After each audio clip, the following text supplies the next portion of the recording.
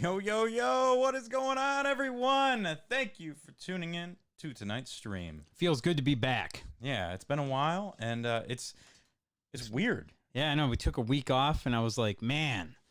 We used to do that all the time, and now I'm anxious. Now we never do Life that. just doesn't seem right without being here on Monday night, 10 p.m., with all of you beautiful people listening, tuning in, checking the show out. We appreciate it. Now, one thing before we even get started, we've got week off. Was not a fan, says Jeff. Neither were we. It was not a great week off, I will say. But it is share o'clock. So if you are tuning in, watching the show, if you could share, if you could like, share, comment, do all the things, interact with us. Yes. It is a huge help for everything that we do. So I'm going to take care of that right now and share it up. So, Matt, just go ahead and explain the sharing process right here. So you just go ahead and you see the video. So you go to Facebook or you see YouTube, Twitch. Where it is there, and you just go ahead and hit that the thumbs up like button, and then there's a share button right next to that. Now you're just going to hit share and then post. So that's how we do it. See, Matt's doing it right all now. Your friends and family. Yep. They don't care. Also, if you want to invite them to like the show, go right ahead. That works too. Appreciate it, man. I'm just here for the tidbits. Oh, yeah. You know what that's all about. Got it. The 7th share will end up getting the tidbits. We won't know until we have to have researchers do it. It could take months. We'll find out. That was one of the best. The tidbits. That was one of the best share. They're here. The tidbits are here. They're left over. There's 3 or 4 left. I might eat one. I'm not going to lie. I might Taste eat test. At least one. There's a story behind these tidbits, too. And you're going to want to stick around for that. It will be part of Store Stories.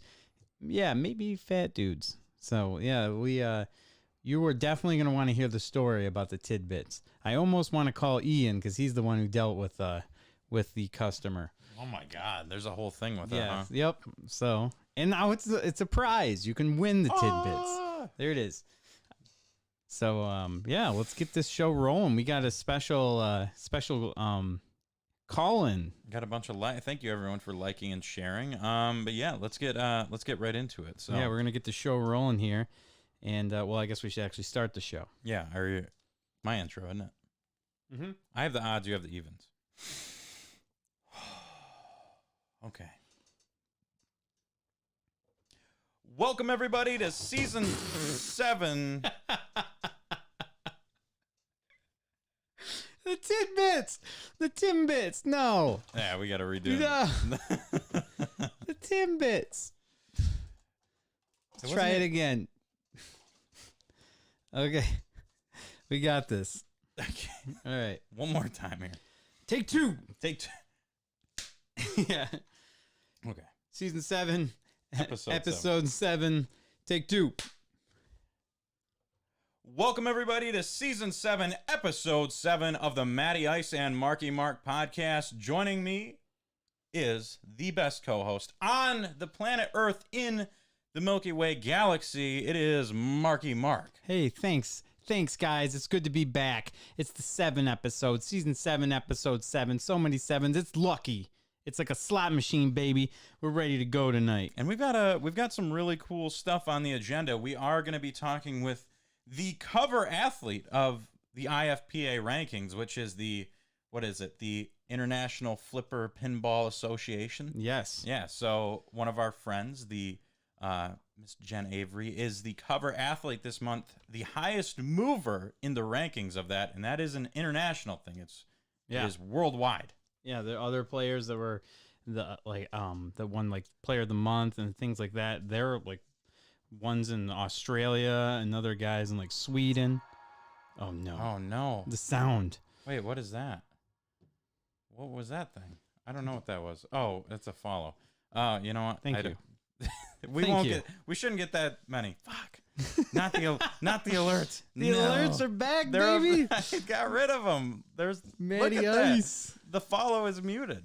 Well, we appreciate the follow. Thank you. Yeah, we appreciate the follow. All right, so we're just going to jump right into pinball update. We don't want to keep Miss Jen waiting. Yeah, we're going to get right into it. So play the pinball noise. Anyone that is tuning in right now as well, we will be we're doing a call-in segment later, or rather I call you segment. Yeah. Something like So that. if anybody wants to be a part of that, hit us up. Yeah, let us know. Yeah. I will not give my number out on air. That will be their great debate segment. So. Yeah, let me... Fans of the show. Starting things out a little different this episode. Okay, you ready? I am ready. Get the Bluetooth bumped up.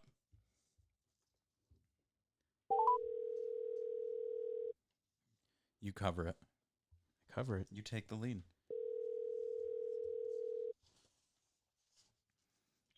Hi. Hello, is this Jen? Hi, Jen. This is Mark from the Matty Ice and Marky Mark podcast. How are you doing? Great. How are you guys? We are fantastic. Yeah, we are doing good. And we just we're excited to have you on the show tonight. We wanted to call the most famous person in our inner circle. Yeah, for sure. You are the pinball master. So we do. Well, thank you. Yeah, absolutely. We do have a few questions for you, just to kind of give everyone some insight on how you got to this point in the IFPA and all that. So, first question: what got you into pinball? I was sad that you guys didn't give me the questions earlier because I would have really liked to have come up with an elaborate origin story.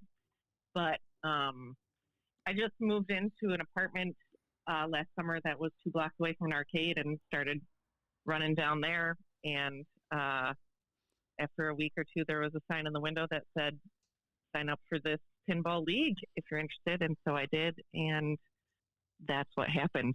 So the first league at Crazy Quarters, the one that we all kind of became friends at, was that kind of like your first intro into pinball? Yeah. I mean, I'd played here and there, honestly, just like if I was somewhere and there was a machine, I'd give it a try, but I didn't know anything about how to play pinball until that beautiful league where we all met. That's right. Yeah, we all were rookies at the same time, but then something changed. You became the IFPA biggest mover of the month. Can you just explain to me, how did that make you feel to see your name right there from Bay City, like right there on the actual IFPA's main website homepage? It was very surprising, mostly because, I was just logging on to check for some tournament results, and I just kind of just saw my name out of the corner of my eye, and I was like, oh, did I win a drawing or something? And then I actually read the text, and I was like, biggest mover, what? 10,000 spaces, what? Yeah, that's awesome. Yeah, all that really means is that I was really, really bad when I started, and then I got marginally better. So were you playing, have you been playing in a lot of tournaments recently then?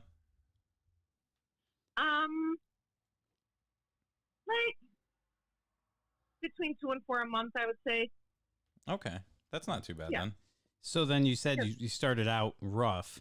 What do you think that you've done right now that's improved your pinball skills since starting to now? What are some tips that you've picked up? Hot tips. Hot Just tips. play in tournaments, you get points. Even if you do badly, you get some points. But as far as skills-wise, I'm just generally better at keeping the ball in play now, which is something that just comes with practice. And I still have a lot of room for improvement there. But, once you can do that, then you can start to be more concerned with hitting particular shots and, the things that really get you a lot of points. And I'm still very much working on that. Right. Well, that's cool. Yeah, just calm down, keep the ball in play. That's actually stuff that Matt and I have both dramatically improved with. Not as much as you, but we're coming for you, Jen, just so you know. But yeah. Maybe you're going to get to this. I don't know, but I'll just beat you to it. Maddie is ranked ahead of me in league right now by 3 places, and Marky battled his way up to 6th place in the qualifiers and 7th overall at Melinda's Birthday Bash tournament this weekend, which was just very exciting for all of us B division cohorts to see one of our own up there with the big dog. So Yeah. congrats to both of you. Thank you. Thank you. I think there is going to be some pretty stiff competition in this league, just compared to where we were at last league and to now. I think everyone's going to be pretty happy with how they end up, hopefully. Yeah, I hope so as well. So, Jen, just the last question I have for you here.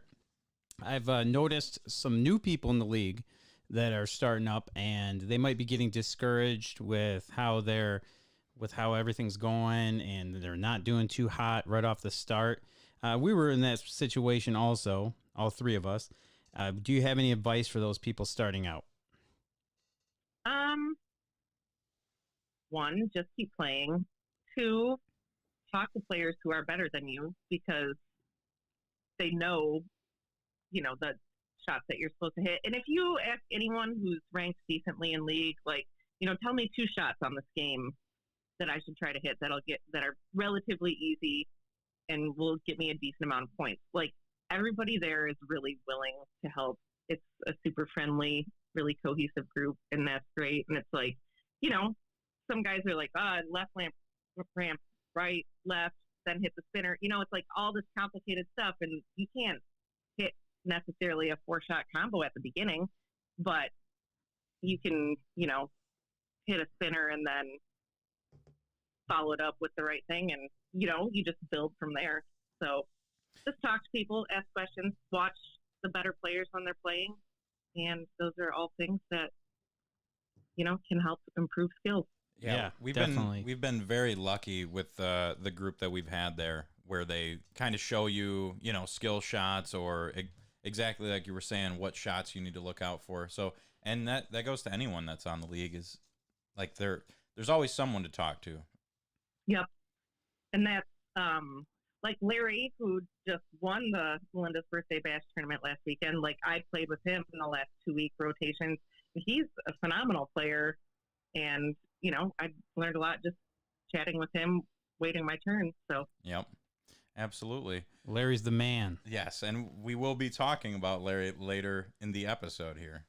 Yeah. But Jen, thank you for letting us call you for the episode here, and congratulations on being on the front page of the IFPA this month. That is amazing. Yes. Congrats, Jen. You did awesome, and you deserve it. oh, thank you so much, guys, and thanks for having me. We will see you Wednesday at League. Indeed, you will. All right, see ya. All right, bye-bye. Right. All right. So that was Jen.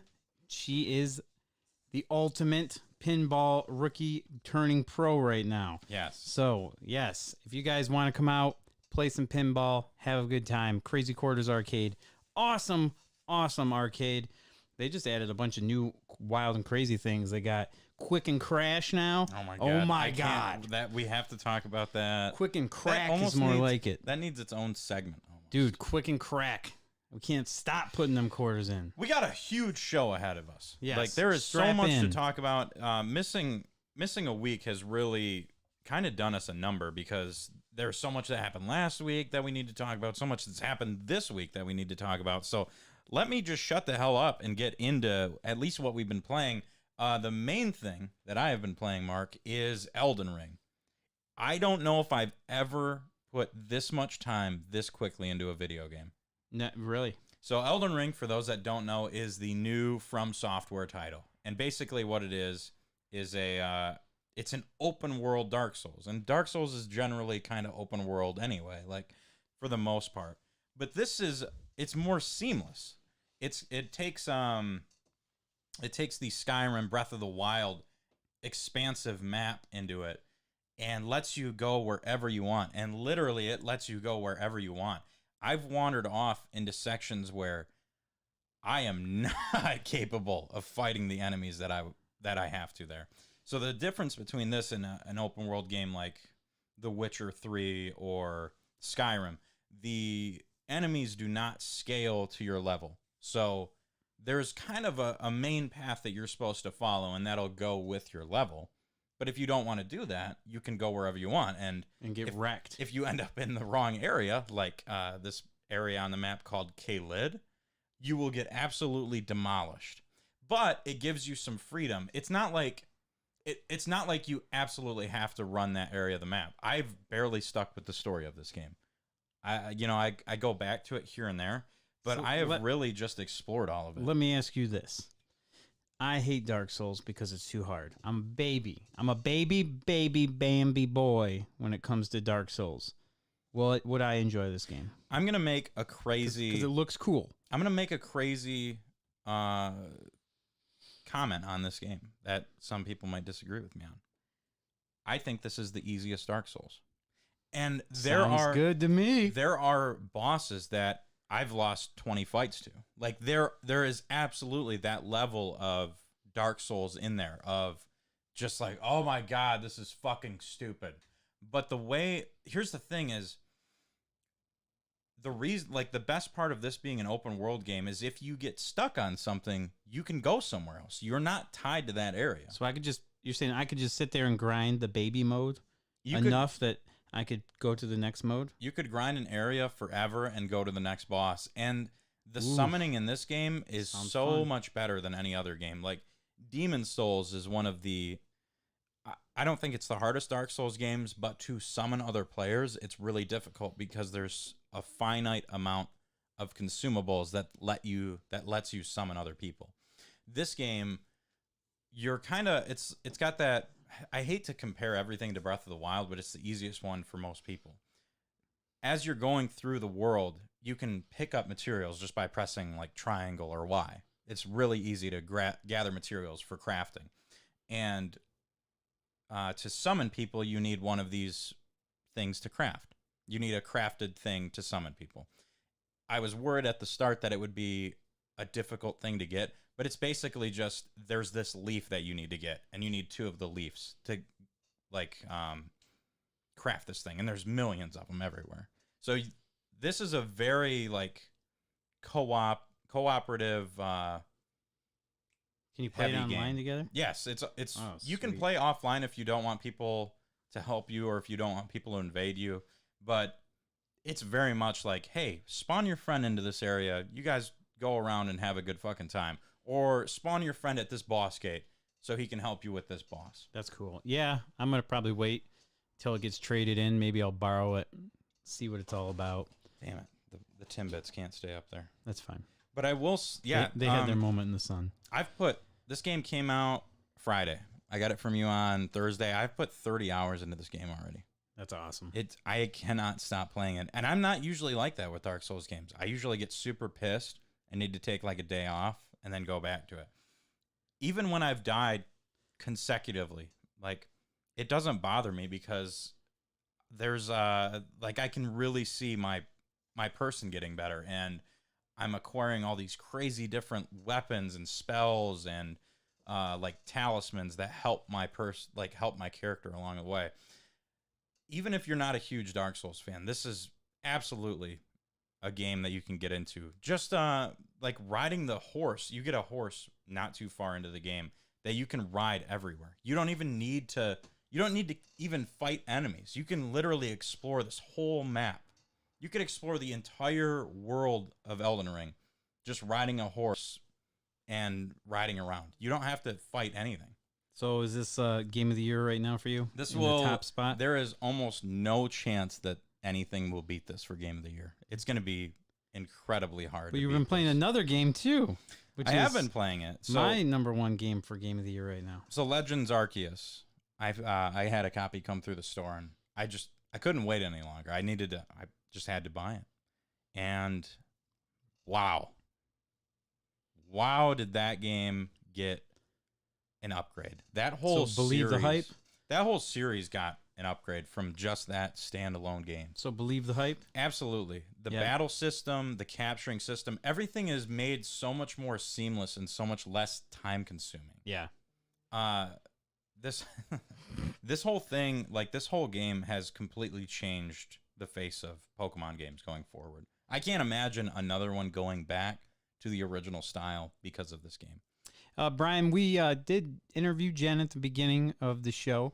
We are going to talk a little bit more about the Pinball Tournament. So. Anyone that is from our Pinball League that is joining into the stream, we do have a whole section dedicated to what's transpired in the last couple weeks. Yeah, so Got a we do talk about pinball on the show. We just also talk about a lot of other things. So stick around, stick on the show. Games and food, you don't want to miss it. So but yeah, Legends that's- Arceus. I put about 20 hours into that too, and That's insane for you. That's a fucking great game. Yeah, I will absolutely beat that game. Once I'm done with Elden Ring, because I cannot stop playing that, I'm going to go right back to that. Okay, so yeah, I have been playing. Okay, I was an idiot this week and did not remember to bring the outlines. So You played like 15 games. yeah, but I'm only going to talk about a few. Minecraft's back hardcore. Jonathan, shout out to him. He started a realm for One Up Games, so all of us that work there have been playing that. Even people that don't work there now are getting in. I know Zach, our DM, he's playing now. So yeah, I can't believe how much time I've been just sucked into playing Minecraft now. The realm is awesome, and I built this crazy house that's ridiculous in all sorts of ways. If you've played Minecraft before, you know what it is. It consumes you. Yes, it does. Yeah. Especially if you're playing that game with friends. So yeah, I've just been doing that. Infernax. Have you played this yet? I have not. You haven't? Oh my god, it's on Game Pass. If anyone likes Castlevania, stop what you're doing after this podcast. Continue listening to this podcast. But immediately after the show is over, go download this game. It's on Game Pass. It's so good. It's got so many like Easter egg hidden things for Castlevania 2. It's pretty much what it is. It's like Castlevania 2, but just better, like revamped. So good. So it's not such like a great game. It's not a Metroidvania style. It's just a kind of slightly open world original Castlevania. It's like style. Castlevania 2, dude. That's awesome. Yeah, it's so good. It's a blast. And there's like even like an easy mode that makes it so like it's not quite as tough. But the hard mode, I was rocking that for a while, and then finally I was like, okay. Did you bump it down to easy, Yeah, or did you? I did. So there's just easy and hard. Well, it's normal, and then there's Okay. easy. So yeah, Come on, Mark. I'm You've sorry. played I enough suck. I'm a fucking casual gamer now, You've played man. enough You've played enough Castlevania games. You should be able to make it through them. I know. 15 more games that you've played. No, the only other one is just Power Rangers Battle for the Grid. I played that again because I downloaded the new characters like Adam Park. He's pretty much like the Black Ranger that did like the ninjutsu with the frog. He's pretty cool. And Rita Repulsa's in it now, which is cool seeing her. And then this Poisandra character, which is pretty sweet too. So been getting into Power Rangers pretty hardcore lately because the role-playing game came out, and I've been reading that book, so I'm really Nice. excited for that. I Also see that. got this amazing board game here, Power Rangers Heroes of the Grid. I got that today. I got my Warlock token set, and I got my spellbook cards for my Warlock because I traded in Conker's Bad Fur Day. Yep, because Craziness. I don't need it. Rare replay. Fuck it. I got all this cool stuff because of it. And there's still like $10 store credit left. So if anyone wants Conker's Bad Fur Day, it will be in Saginaw. One Up Games. I used to have that. I know you got it from what was it? Meyer. For like $5. or 15 something. bucks, yeah. But yeah, been playing a lot of stuff, which is pretty sweet. But yeah. I might have to check out that Power Rangers fighting game with you. For real, it's fun. So Yeah, that's what I've been playing. we got a little bit of Teeny bit of news. just a very tiny bit of news here. Yeah. We'll get right into it.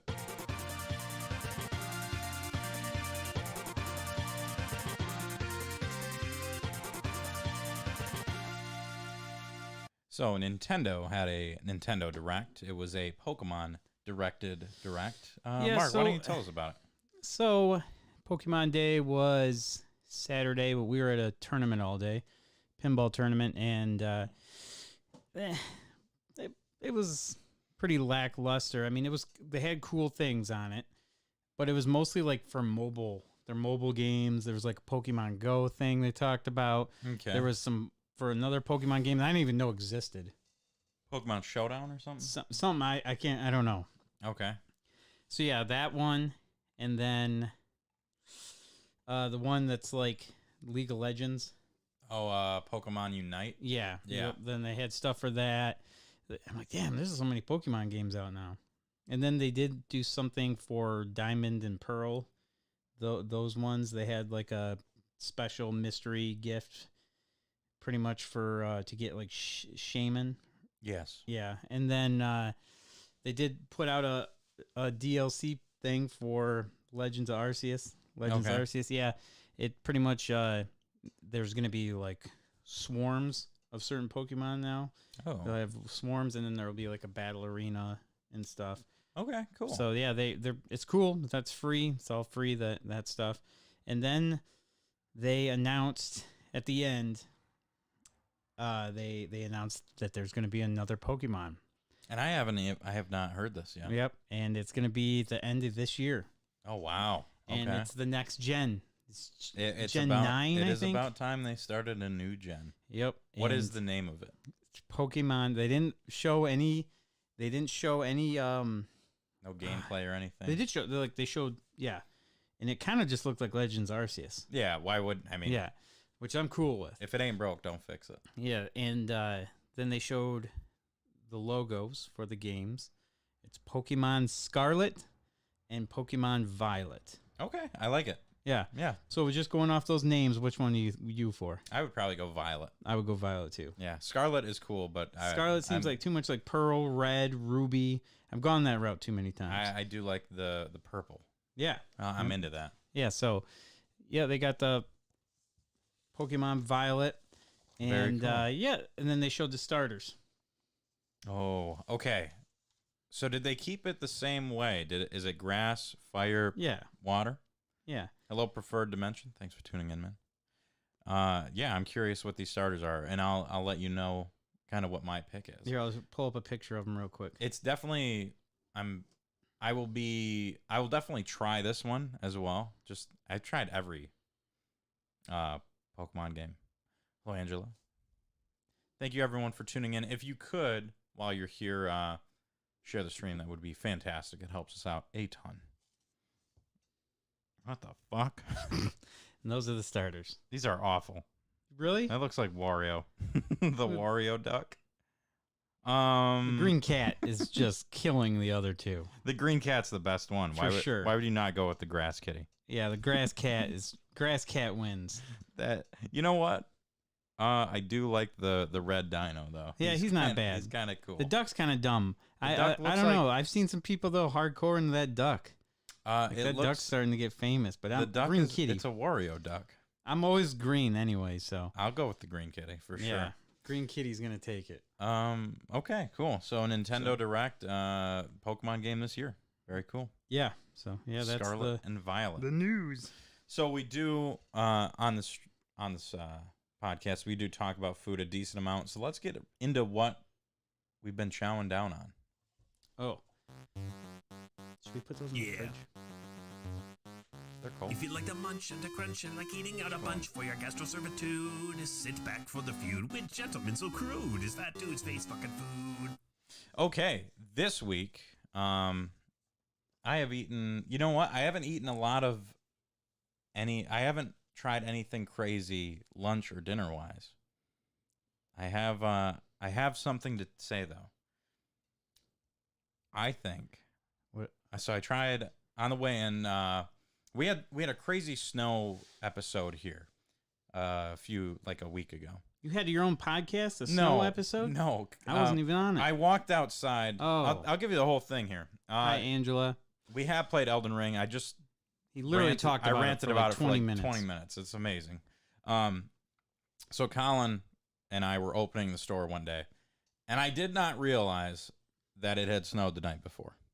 So I walk outside, and it was like the day before, all the snow had been melted. It was like 45 degrees. It was real nice.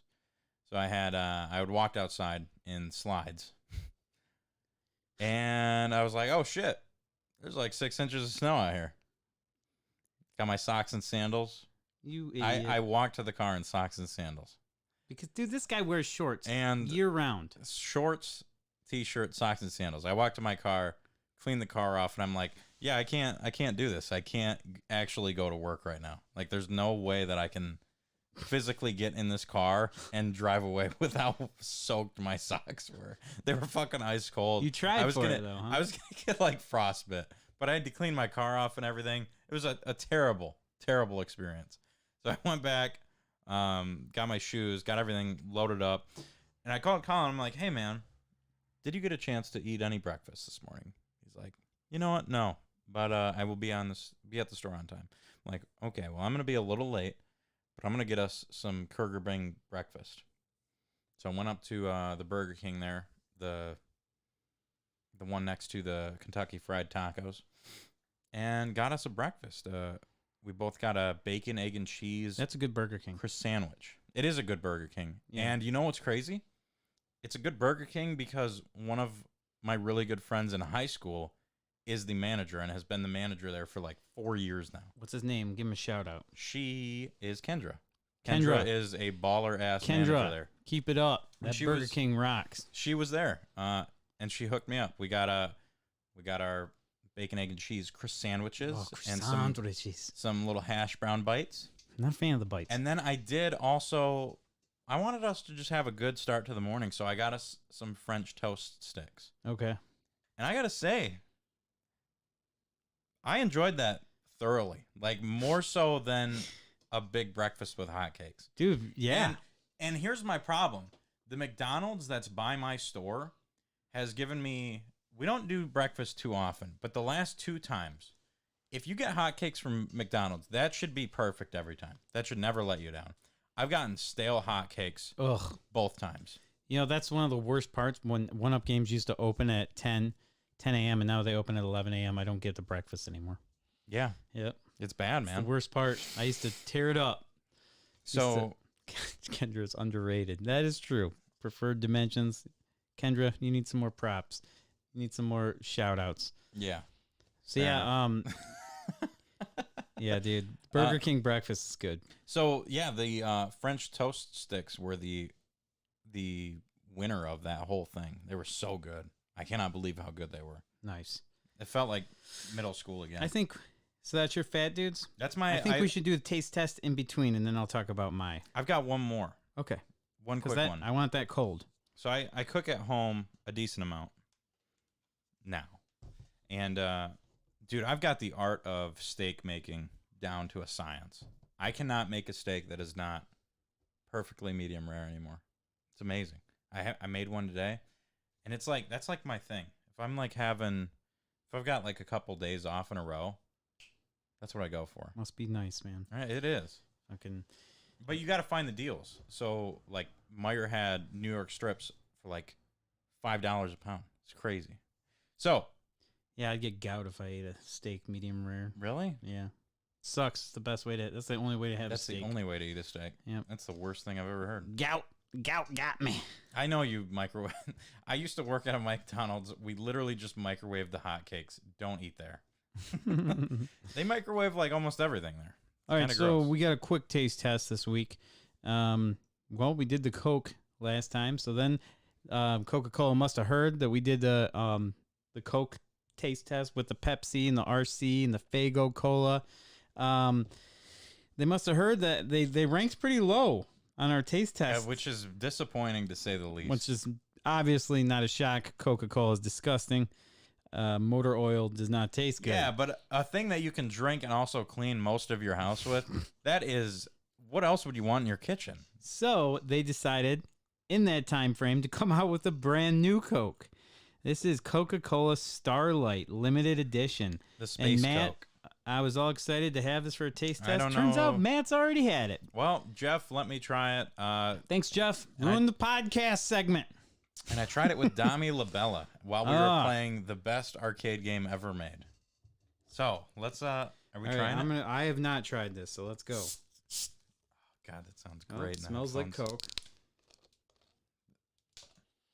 And Eric said to have this cold, and Eric, it is cold. It is cold, don't That's worry. why we hurried up and did this part. Eric also said we coming out with a cookbook. Okay, Cheers, boy.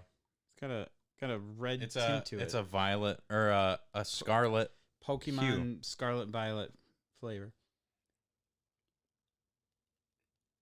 That was disgusting to hear. Oh, that is a good Coke. That is so gross. Oh, no way. It's amazing.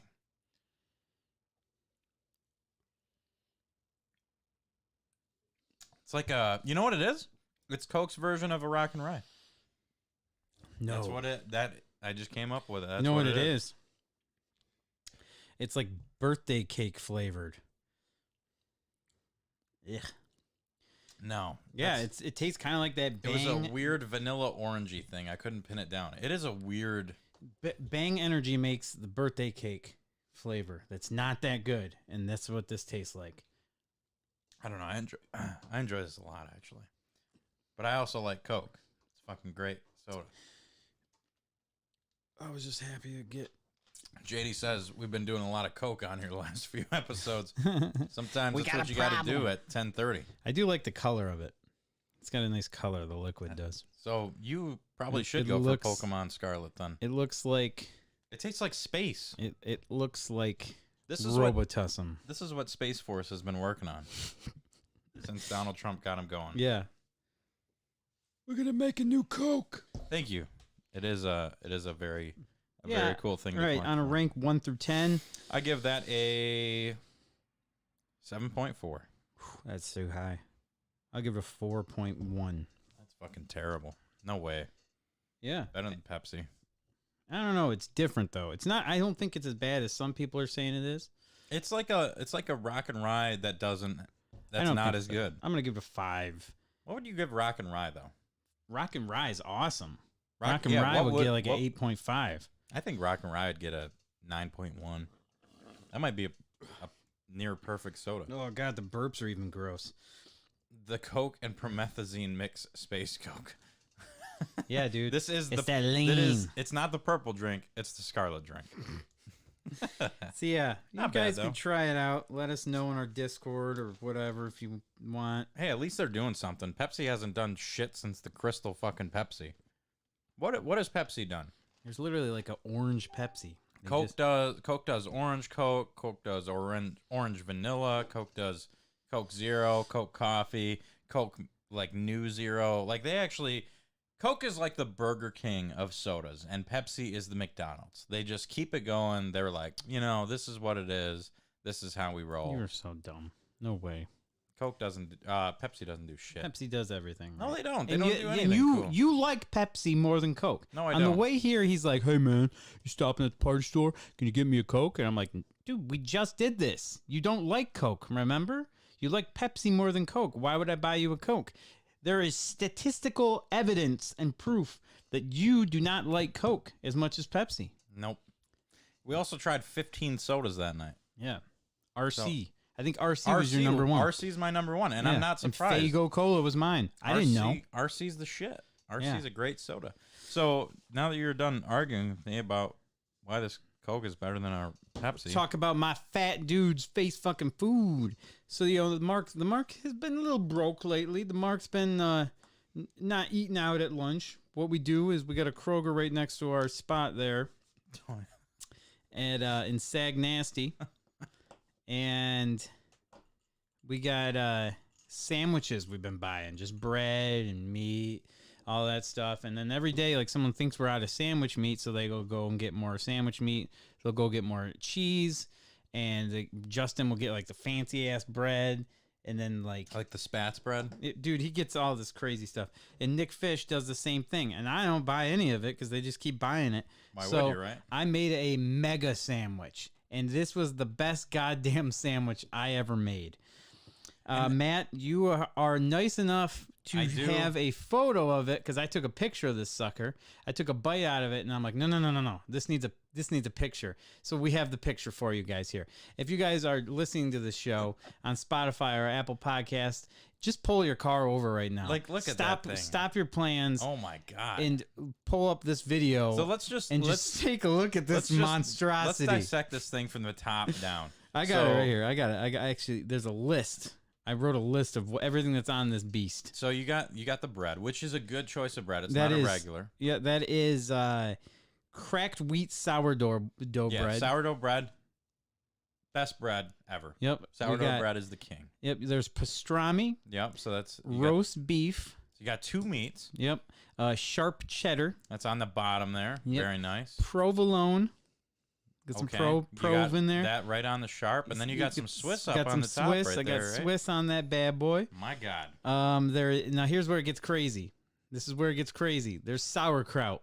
I got sauerkraut on that bad boy. Really? Is Yep. that so? That's like your dressing for the sandwich? No. I'm getting to that. Okay.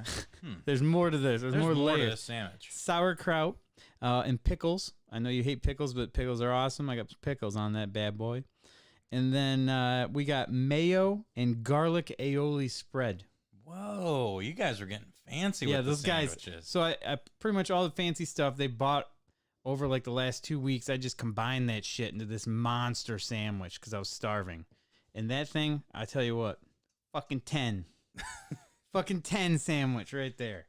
My jaw hurt fucking chewing that fucking monster. So, preferred to mention, they've got to go make a big ass sandwich now. And JD says, I haven't seen meat drapes hanging out that much since. Never mind, I won't go there. Yeah, that was a very good looking sandwich. Yeah. Did it taste as good as it looked? Though? It did. It really did. Yep. Matty Ice and Marky Mark Discord sandwich contest. Let's go. Dude, I am seriously. all about that. Hell yeah. I'm telling you right now, my favorite part of that whole sandwich, though, the Swiss. The Swiss cheese is Swiss just wild. Yeah. It can just really, I feel like it can make or break a sandwich, and they made it. It does make or break a sandwich. People put Swiss on too many sandwiches and kind of kill the whole vibe of it. Also, garlic aioli, fucking amazing. I don't even know what that is. They I make don't like a even know. sriracha aioli, I'm not sriracha guy. and we got it before. Not good. Sriracha I mean, it's not terrible. You know what? I'm gonna bum some people out. Sriracha's super overrated now. Super overrated. It's been used Super too much. Sorry, Eddie. You I want- know he's a huge sriracha guy. You But want some sriracha birthday cake? You want some sriracha chocolate? How about some sriracha water? Fuck it. Frank's Red Hot is better than sriracha Oh, any day of the week. hands down. I love Frank's. It's fucking garlic mayonnaise, says Jeff. That's what garlic aioli is. Okay. Well, I love mayo. I love garlic. How Yeah. can you go wrong? Yeah, it was good. But yeah, that sandwich, incredible, so good. That did look very tasty. Thank you. Yep. But yeah, so that was our Is- fat dude segment. Our fat And dude our segment. taste test, we did a twofer. So we should we got some people here for pinball. We should go over the recent pinball adventures that we have been through. So Those people already left, man. Are you kidding me? No, we got thousands in here.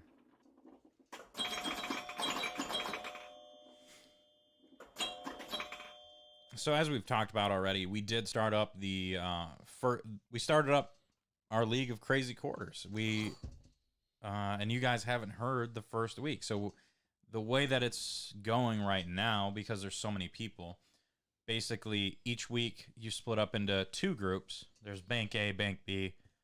Each plays 6 games, so you got to back up. So our first week we got grouped up. It was you and I and Brenda and Brad. So fucking awesome ass group of people to play with. B-Rad. Yep. Brad was B-Rad and B-Ren. exactly. Yep. First week did not do great. I will say I started out pretty decent and then just got progressively worse and worse. I am excited to not play in your same group. I hope that we get grouped together again. Why? The entire do you first league, we never got grouped together, and then we're 2 weeks in a row. We're with Why do you each not other. want to get grouped together? I don't again? like playing with you, man. I like. Well, thanks. You're kind of a jerk, man. Why? What? I didn't do it. I was trying You to talk hype too you up. much Though. shit. I did not talk any shit. I was trying to hype you up. You're The like whole time. You're like, no wait, okay, that wasn't during league. That was something else. Yeah, that was the other thing that Yeah. you. Yeah, 'Cause you were we're talking like playing shit. X-Men, and I. No. Come back We'll and get then- in. We'll get into it. You're We'll like, get yeah, it. go Yeah. up there, go suck a dick up there, Mark. Oh yeah. I'm like, that was, cool, dude. that was week 2.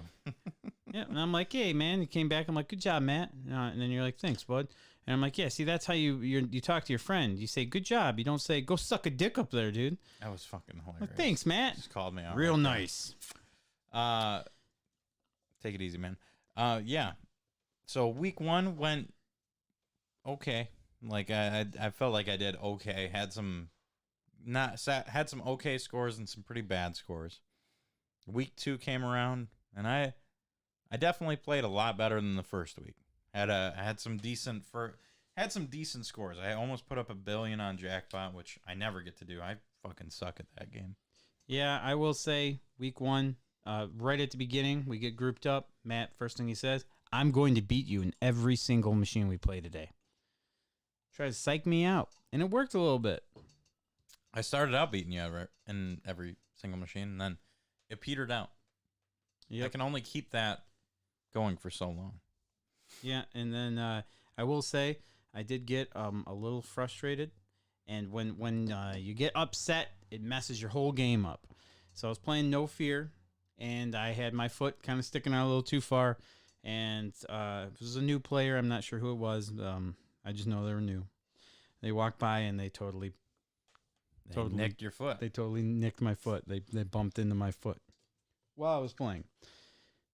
And that was like, whatever, no big deal. And then as they walked back during the same ball, they bumped into me again while I was playing. And that fucking pissed me off, man. I had to calm myself down, and it took a little bit. But I'll tell you what, when you're upset and mad, you will play pinball terrible. Yeah, and that for happened. sure. For sure. That happened on week 1 for me. It was rough. Week 2, I feel like I played a lot better. I had a great TMNT game. Everybody hates that machine, and I love it. It's a horrible machine. But yes, you did very well at it, and I would love to learn how to play it. All you got to do is just, shoot it up the ramps, dog. Nope, because that doesn't get you points. Yeah, gets me points. Got me 11 million. Yeah. Seemed to do all right. Fuck that game. But it didn't matter because the Pinball League standings came back, and I fucking suck. So I did, so out of 40 people, I landed in 17th, and Mark landed in 23rd. yeah. Not bad. That's only 6 spots apart. That's not that many points. I think it was like 20 points. Yeah. So barely anything. Yeah, so Ian said his first week was good, week 2 was not. My So my whole goal for this whole thing, like, I know if I get into Division A for the finals, it's gonna suck and I'm gonna lose. But that is my goal, is to be in the top 20. That's what I want. So that's a thing. I'm gonna try and stick 17th or higher. Keep that going, keep that momentum up there. See if I can stay there. I want to be Division A. Dom Labella. Dominic Labella, a wild card, joined. This is his first pinball league. He started playing some tournaments. He won a tournament.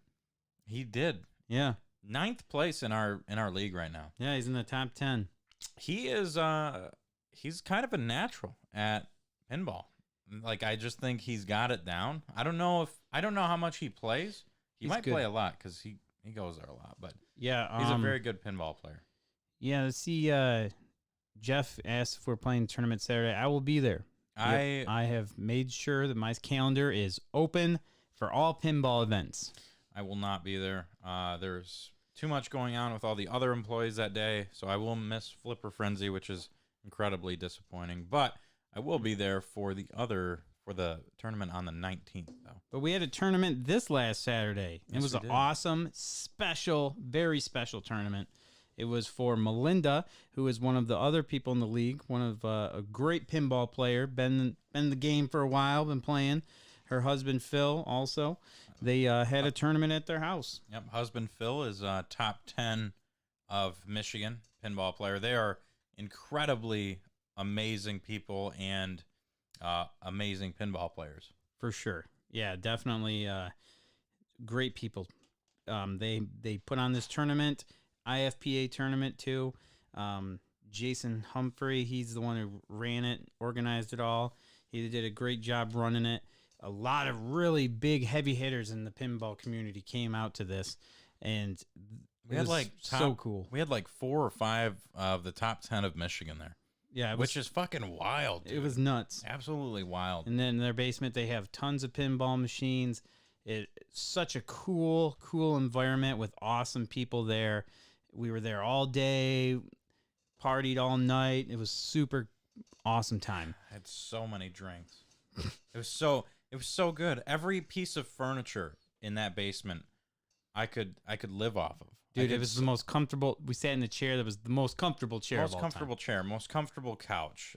These crazy chairs that had like these wire things. I thought they were for throwing balls, and you like sit on the couch and throw a ball at it and bounce back. No, you sit in that thing, and it's crazy comfortable. Everything in the house was so fucking comfortable. They had It's crazy. pinball machines upstairs, downstairs. Their house is so cool. It was a great, great event. They made food for us. That pasta salad was incredible. Did you have the pasta salad? I had the Oh pasta my God. salad. I had the meatballs. I am a huge fan of pasta salad, and that might be the best pasta salad. Don't tell my sister that because she makes a good one too. And her name's also Melinda. My sister's name is Melinda. It must be a Melinda thing. They just make They know how amazing to pasta salad. The meatballs were great. When you guys were playing downstairs, myself and I believe Caitlin, Jason's daughter, we were upstairs petting the dog, and then the doorbell rang. The pizza guy came with 9 pizzas. So he just set them on the porch, and I picked him up, and I was like, oh my God, this is the most nervous thing I've ever, like, I was so fucking nervous. I'm like, I got 9 pizzas in my hand. If I drop this right now, I'm just going to leave. I'm going to peel out of here. Mark is fucked. But yeah, got the pizzas in the kitchen without dropping a single one. Thank God. Wow. Oh my God. I thought about it right when I picked it up. I'm like, what a horrible idea. What a horrible mistake that's I've the made. scariest person to ever have that. Spillin' Maze. Good old Spillin' Maze. Spills everything. And wow, I did not know that. Yeah, I was proud of you. I was the pizza boy. Yeah, you did it. 9 pizzas. So much pizza. So I got to ask, out of all the machines that we played there, because every machine was like kind of new, for me at least. Almost all of them were new machines that I hadn't really played before. There were a couple that I've known. Yeah. What was your top 2 favorites there? Top 2? Top 2. Paragon. Paragon, yeah, the one in the corner. I just love Paragon. I love the artwork on it. It's sweet. It's not very nice to me when I play it. I suck at it, but it just looks so cool. It's one of those machines that you love it so much, how it looks, how it feels, how it plays. It's a wider table. It's one of those machines that you're just like, I want to learn how to get good at this. It's got that circus vibe. Yeah. It also has, I think, the best pinball quote to go alongside it. Stewie said, I would rather play Russian roulette than play Paragon. He is not a fan of that game. Yeah. That was good. God, man, they have really good machines there. I have so many good ones. They're all really fun to play. I've got my 2. So Paragon wins for me though. my number 2 is Game of Thrones. I didn't even know that existed. Yeah, I'd say that too. Yeah. That machine's fucking crazy awesome. They put up billion-point scores. I put up like 65 million and thought that was like, wow, that was great. So I got to learn that machine a lot. Crazy. Out of the, like, didn't even think it was going to be good. I didn't play it until the end of the night. Alien Star. Alien Star's sweet. I think that might be up there as one of my favorite machines. That game's just cool, man. Yeah. Everything about that game was cool. Yeah, Alien Star, that one, badass. That's what Yeah. Joe says. Jurassic Park and Alien Star. Yeah, the original Rico says Jurassic Park. too. Sinbad was a good machine. That is true too. That might be up there for me too. That might be my second. Sinbad was awesome. I put up a really good score and then I put up a really good score before the tournament and then a really bad score for the tournament on Sinbad. But I did get to watch Bill in all his excellence play Sinbad. Oh yeah, dude. Bill, we met some. There was actually a couple new people we've never met before. Yeah. And Bill, yeah, dude, that guy had some crazy technique. I love just watching him play, like how he nudged and he just like he like I think that's probably the player I've seen keep a ball in play longer than anyone I've ever seen. Yeah. Like the way he just knows what to do, especially with the older games. Like I think he could have kept that ball going longer than he did. So it was cool meeting Bill. It was cool meeting Jonathan. I did get to beat him in Taxi by a skill shot. Oh, nice. It was a good feeling. Thank you, Right Brain Brewery, for teaching me that game. Yep. But Larry, a very awesome guy that we have met through pinball tournaments. He was not in the league before. He's in the league now. So Larry was at the tournament, and he ended up taking first place. Larry's awesome. This guy, such a good guy. At the leagues, he's always chilling there. Super nice guy to talk to. Real, like, welcoming. Someone you can just get along with. It's kind of every like your time. fun, like a fun uncle. Dude, yeah, Larry's super cool. So Larry was talking to me when I was constantly watching my standings because I was getting real nervous. Like, man, I really want to make the top 8. There's a lot of good players here. I might be able to do it. I had a good run. I kicked ass, by the way, on Flash Gordon. I was just tearing it up on that day. And Larry saw me looking at my phone. He's like breaking it down for me. He's like, "You gonna do it, man? You gonna make it?" And like, so the whole time I was talking to Larry about trying to get in, and he was checking to see where he was at and stuff. And he's like, "I think you'll do it if you get this. If you get this place on this machine, you can do it." So like, he was cool breaking it down, trying to help me get into the finals. And then for to make the finals, and then the top 8. And then to have Larry kick my ass in the finals was pretty awesome. He was on and it. And then for him to just go and win, him and Joe, they tore it up at the end. But yeah, Larry came out as the victor. And the coolest homemade trophies Seriously. ever. Melinda, shout out to you. You did the coolest job on the trophies. 6 trophies were handed out. And they all, like, the heads swiveled on them. They were so fucking cool, Very, man. very cool event put on, and we all had a blast.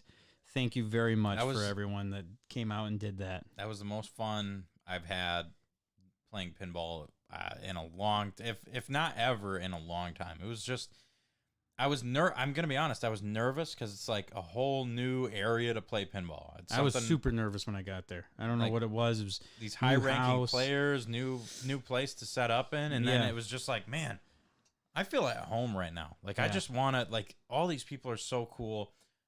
Near the end of the night, we started taking shots from these, like, boot shot glasses. It was Das Boot. It was so much fun. It was so much fun. I can't. And there, I did pretty well, and you fucking crushed it. There were some high-ranking players, so I got a decent amount of points, and that never happened. So nice job, man. 115th in the state right now, baby. Yeah, that is crazy. Joe Wade, I'm coming for you.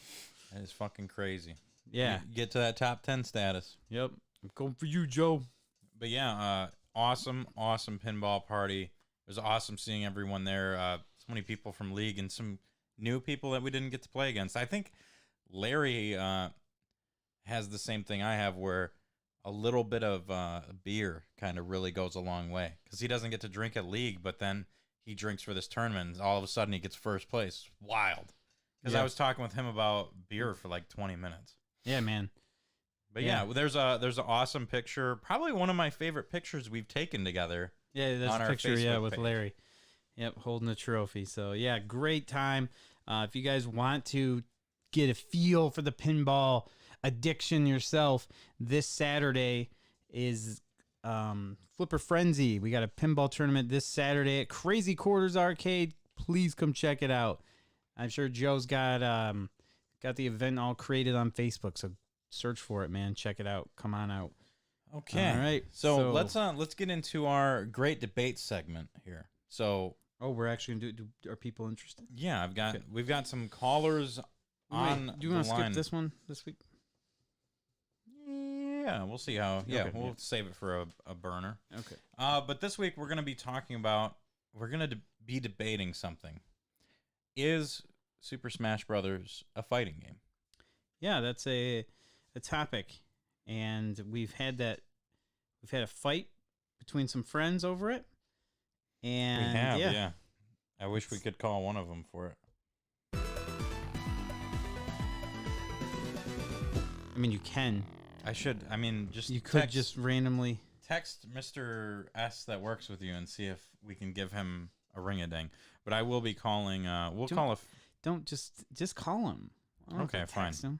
Okay, fine. Yeah. Well, I'm gonna call one person here. Oh snap! We got a few people wanting to get in on this. Hello, Colin. This is Matty Ice from the Matty Ice and Marky Mark podcast calling. how are you? We are doing great. How are you, man? Oh God, I'm doing great. Feedback. No, we're good. We should be okay. So we have.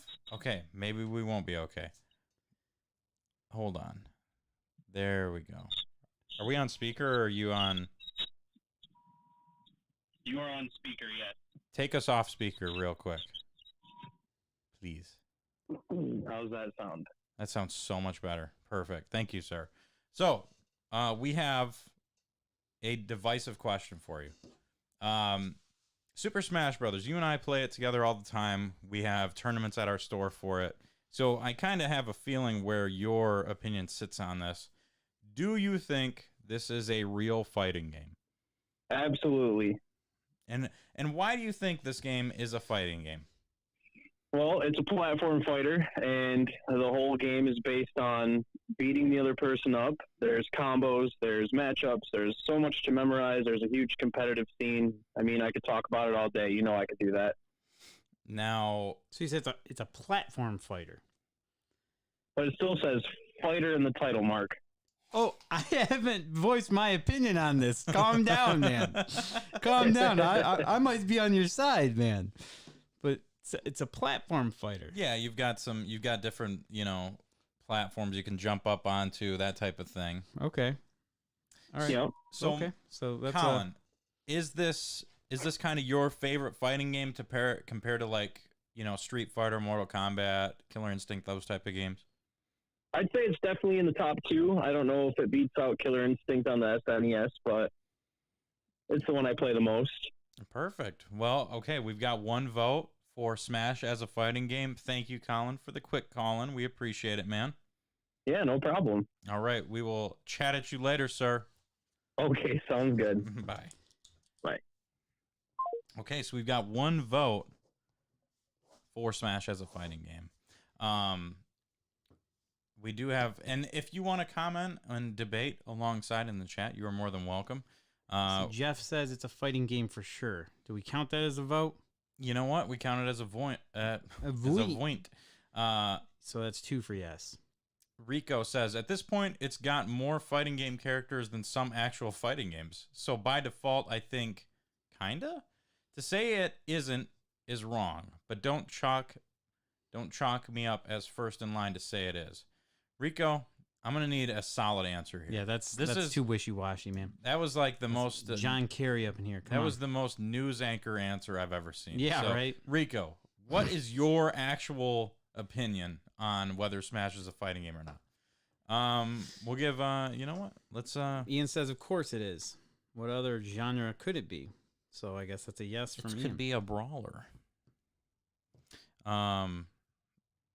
Should I just do mine? What do you think it is? Okay, so here's the deal.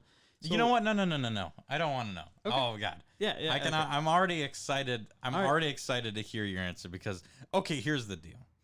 No, I don't. Okay. I don't think you give your opinion yet. Yeah, I no, know, that's fine. That's fine. I think I know where it is. Because I probably agree with everyone, right? Yeah, of course. Why wouldn't you? Yeah, 'Cause it's a this fucking is fighting fun. game. This is fun. Mike Pitts. You call him Mike Pitts. Fuck oh, yeah. good. From LJN. Yes. Hello, is this Michael Pitts from the Lost Joystick Network? Who is this? This is Matty Ice and Marky Mark from the Matty Ice and Marky Mark podcast. Then it definitely is. Perfect. We have a very important question for you tonight, sir. Do you Proceed. consider Super Smash Brothers a fighting game? Well, He said, I'm okay. So I'm going to give you probably a very interesting perspective Oh, boy. because I, as you know, I'm a video game nerd and I collect video games and I play them. I have never played a single Smash Brothers game in my life. Whoa! Really? It's true. Holy shit! so So yeah, what's your answer? Is it You considered just give it a yes or no, and then I mean, want from to know someone the who's reasoning. never played it.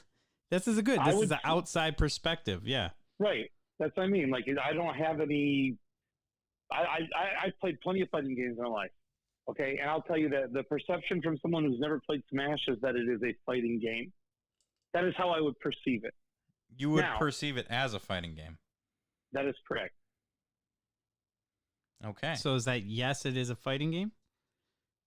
Yes. Okay. Okay. You seem like you have an opinion on that, though. No. The only thing I'd like to add to it is that like I said, I keep up with news. I know I kind of see what's going on, and I hear about this and that. And it seems like they're constantly.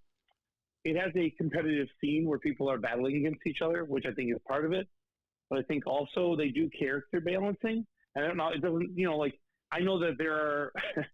When I've read about this in the past, or I see things, it's always like, okay, this person is too overpowered or whatever it is. But it seems like they're trying to at least make it somewhat balanced. So to me, that leads to why would you do that? Other than to make it a more fair game when you play 1 versus 1 or whatever it is. So Yeah, that's Right. fair. like I said, I don't have any personal experience to speak of other than my perception of it, and that's how I perceive it. Okay, perfect. Thank you for the vote, sir, and appreciate you answering the call. Anytime. Have a great show. It's been going good so far. Thank you. See you, man. Thank you. Yep. Bye. So you know who we should call? So hold on, Kyle from Retro Replay downstate is like, Pitt's never played Smash Bros before.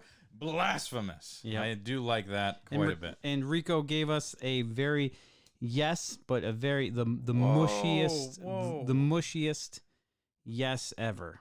Like the most wish-washiest yes. Yeah, so that's like a half point. It's a yes. I'll say yes, but it's the mushiest yes I've ever given. Yep. What does that mean? I know exactly what he means. I want you to know that Rico's been at every single one of our Smash tournaments. I know too. exactly what he's saying. So who should Call I Dylan. call? Just try it. I guarantee he won't answer. I guarantee he won't answer. Wouldn't it be wild though? He'd be so pissed. There's no fucking way he's gonna answer. He answers my calls a lot though, but he knows what time it is.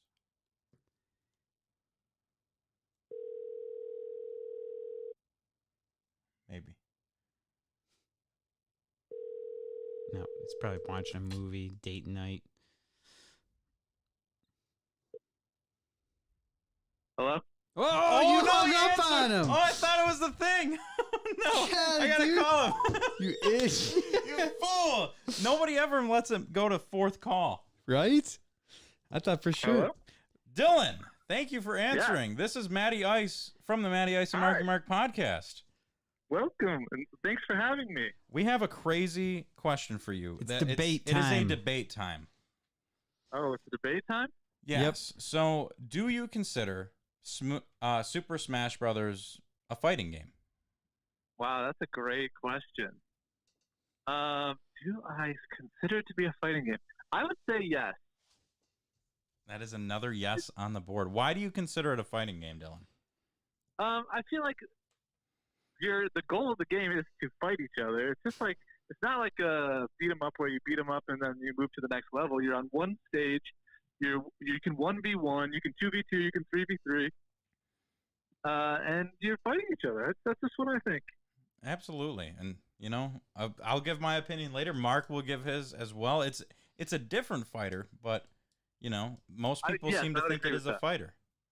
Yeah, I think it's a fighter. Well, Okay. perfect. Thank Thank you, you for Dylan. answering. We Mark did not think you would answer, but I told him that you answer all of my calls. Well, I knew you were on tonight, and I walked out into the rain. I'm hanging out with some family people, and so I came out in the rain just to talk to you guys. Oh, Well, wow. We deeply appreciate That was it. why it got to the fourth ring. Thank you. Yeah. All right, man. You have a good night. All right, bye, guys. See ya. All right. I do have to call Jason though. No, call Call Mr. the other day. John. Call fucking John. John. Call John right now. I hope he answers. He should. Most people answer my phone calls. They will answer his. They don't answer my calls. They don't. They're like, fuck Mark. Hey, what's up, man? Hey, John. This is Matty Ice from the Matty Ice and Marky Mark podcast. How are you doing tonight, man? I'm doing pretty good. How about yourself? You know, I'm doing great over here. We're live right now, and I've got a very important question to ask you. Okay. Do you consider Super Smash Brothers a fighting game? No, not really. Okay. More of a party brawler game. More of a party brawler game. So is that kind of like, do you have a reasoning to go into that, or is that just kind of how you feel about it? That's just kind of how I feel about it, really. Okay. You know, we're just calling around, getting some we're getting some stats on this whole thing, trying to figure out where people fit on the scale of whether this is a fighting game or not. So I do appreciate you answering the phone call and giving us a vote on it, man. Oh yeah, definitely. All right, John, I'll be excited to hear about the polls. Yeah, we'll put it out there and let you know how it goes. We appreciate the answering the phone call, man. All right, yeah, no problem, guys. All right, see you, John. All right, we'll see you, Matt. Okay. Bye. I think one more call. Only Okay, one last more. one. And if this person answers, I will be more shocked than ever. Are we gonna go? It's the Clev man. Are we gonna have go? to try and call it. He hates being called. He fucking hates phone calls. No.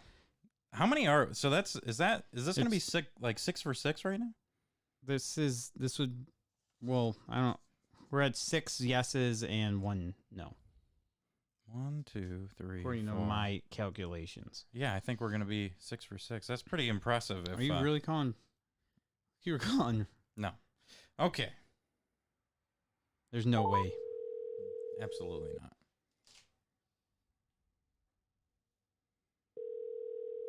Is this Clev? Hello. Hey, Jason. This is Matty Ice from the Matty Ice and Marky Mark podcast. How are you doing tonight?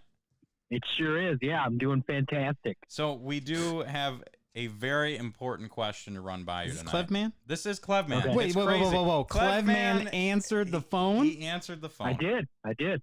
And it's just because it's me calling. It's not because it's you. Oh, yeah. He would never answer. I did. I had your badass bowling picture come up, take up my whole screen. So, yep. Perfect. Well, the question is, do you consider Super Smash Brothers a fighting game? Super Smash Brothers is 100,000,000% a fighting game. And why do you feel that way?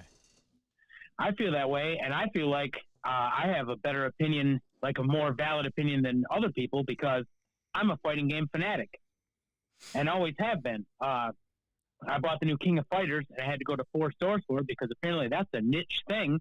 That's a fighting game that not a lot of people played. I was raised on that in Street Fighter.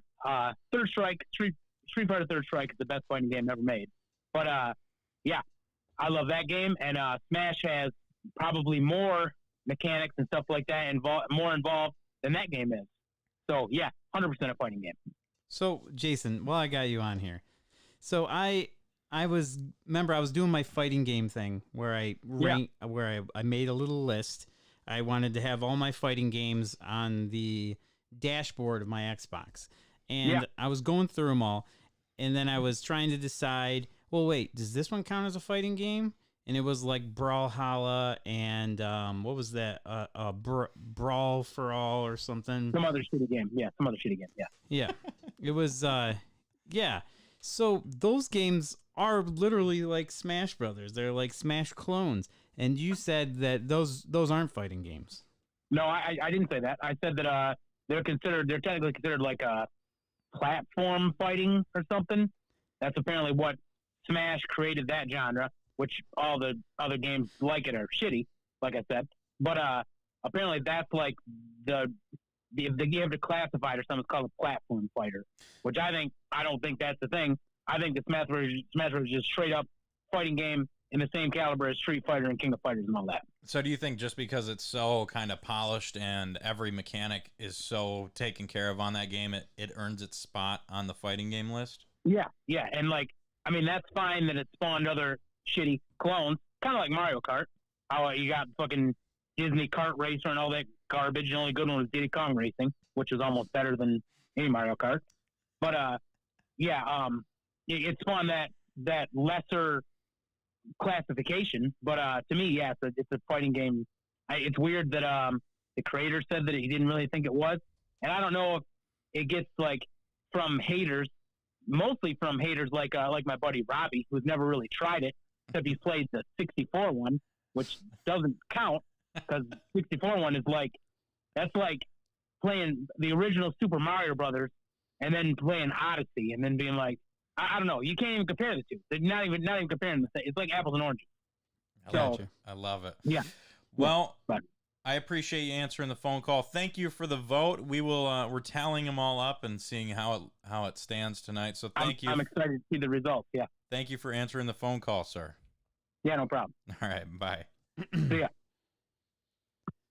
All right, so All right, here's the text. I'm making a special fighting game group tab on my Xbox. Would you consider 3-Count Bout and King of Monsters as fighting games? Also, if Smash Brothers is considered a fighting game, then does Brawlhalla and Brawlout also count as fighting games? Said 3-Count Bout and King of Monsters, definitely fighting games. That's what the Neo Geo was all about. I don't think copycat games for Smash would count in my book, but technically those are platform fighters. I think is the genre Smash created. So he's right. He did say that they're platform fighters, but he also did say they wouldn't count as fighters. So my thing is, if those games don't count as fighters, but Smash Brothers does, that makes no sense to me. So here's the thing with it. You can count them as fighters, but the thing that kind of stands out for me on it is how polished a game is, how well received it is, how the mechanics work. There are thousands of fighting games out there, right? Like, just there's tons. There's World of Heroes and all these crazy games that no one talks about and people don't play. Brawlhalla and Nicktoons, whatever. What is it? Nicktoons Smash. Yeah, whatever. So these are two. And this is your opinion. This is my opinion. Yeah. If you think Smash Bros is a fighting game, so these two games, I'll go with Brawlhalla and the Nicktoons Fighter. These are, I think, even Smash is considered a brawler. I think it's a brawler category. I think that Smash only gets the fighting game merit because of how polished and how much it has impacted competitive, like Evo and competitive fighting games for decades. Like Smash Melee is the reason that this is a fighting game because of how much of an impact that's had on the entire genre of fighting games. Like Evo wouldn't be anywhere near where it was, I don't think, without Melee. And I don't think fighting games would have as much of an impact now as they would without Ultimate. Millions of people play that game. People stream it all the time. That game went on for years and years with a crazy community for it, and it's still going. oh, let me unload. But I think Brawlhalla is cool. I think it's a shitty clone. I don't think it's not a polished game. It's fun. It's not a polished game. And the same thing for Nicktoons. I think Brawlhalla is more polished than Nicktoons. I think Nicktoons is a fucking horrible clone of that game. I've never played it. Yeah. It's terrible. But So you consider Smash Brothers a fighting game, I consider Smash a fighting game. but you don't consider those other ones a fighting game. They're fighting games, but they're just not like, I don't know if they get bumped up to the level of like Street Fighter and Mortal Kombat. They're not good enough for that. Smash is good enough to get up to the fighting game level. Brawlhalla, Nicktoons, Unite are not. Okay. Let's hear the opinion, though. Okay. So that's a yes for me. Yeah, I wrote it down. All right. I like Smash Brothers. I do. I think Smash Brothers is cool. I've always liked it. Even when Jason was shitting on the 64 one, I liked that when it came out. 64 one. I love Smash Brothers Melee. I like them all, man. They're all great games. But to say that Super Smash Brothers is a fighting game and Mortal Kombat is a fighting game, that just doesn't seem right to me. It has to have some sort of asterisk next to it. Why does it has need to an be asterisk? put items on with Smash Brothers and all this crazy wild stuff going on. It's a party game at that point. So I almost agree with John there. So if you put all these items on and everything, what's the matter? Right. No, you're good. So yeah, so that's where like I look at it like that, where it's just it's not a fighting game. I'm gonna say it right now. It's to do that, to say it's not a fighting game. It might make people upset, but it's not. So now, if you aren't gonna count Brawlhalla as a fighting game, but you are gonna count Smash, yeah, I know Smash is way more polished, and the other ones are cloning it, but they have to be also considered fighting games to me. And Okay. now look at this. Take Streets of Rage 2. Take that right there, and there's a mode in Streets of Rage 2 where you can just practice and beat each other up. Is that a fighting game? I think technically, like, if you want to go broad spectrum, yeah. Like if you're trying to find every little Turtles like, in Time, same thing. They have a little mode where Yeah. Splinter sits in the middle and the turtles fight each other. Is that a fighting game? dude, Power Rangers Rescue has a fighting game multiplayer style to it. Like you can verse each other. A fighting game A fighting game to me, is Tekken, Mortal Kombat, Street Fighter, King of Fighters. Like, those are fighting games. This, where you're jumping on different platforms, picking up weapons. but that's not Smash. That's not Smash. No one goes to a tournament and has items set. No one has like ultra fucking Pokeball items on. Smash is not played that way. But Smash, that's the default settings when you pick the game up and play it out of the box. But you could probably have some crazy settings in Tekken or Soul Cal or something. And then, so let's say Tekken adds like, you can have like fucking you can have like fucking lightsabers or whatever, and it's a one-hit kill game. Like, you could add that stuff, and does that take away from the fighting game aspect? No. Why would it? It's just a mechanic that's added into it, but it's not how the game is played. Smash Brothers tournament people, like Ian just said, I like Smash Brothers games until I ran a tournament for them.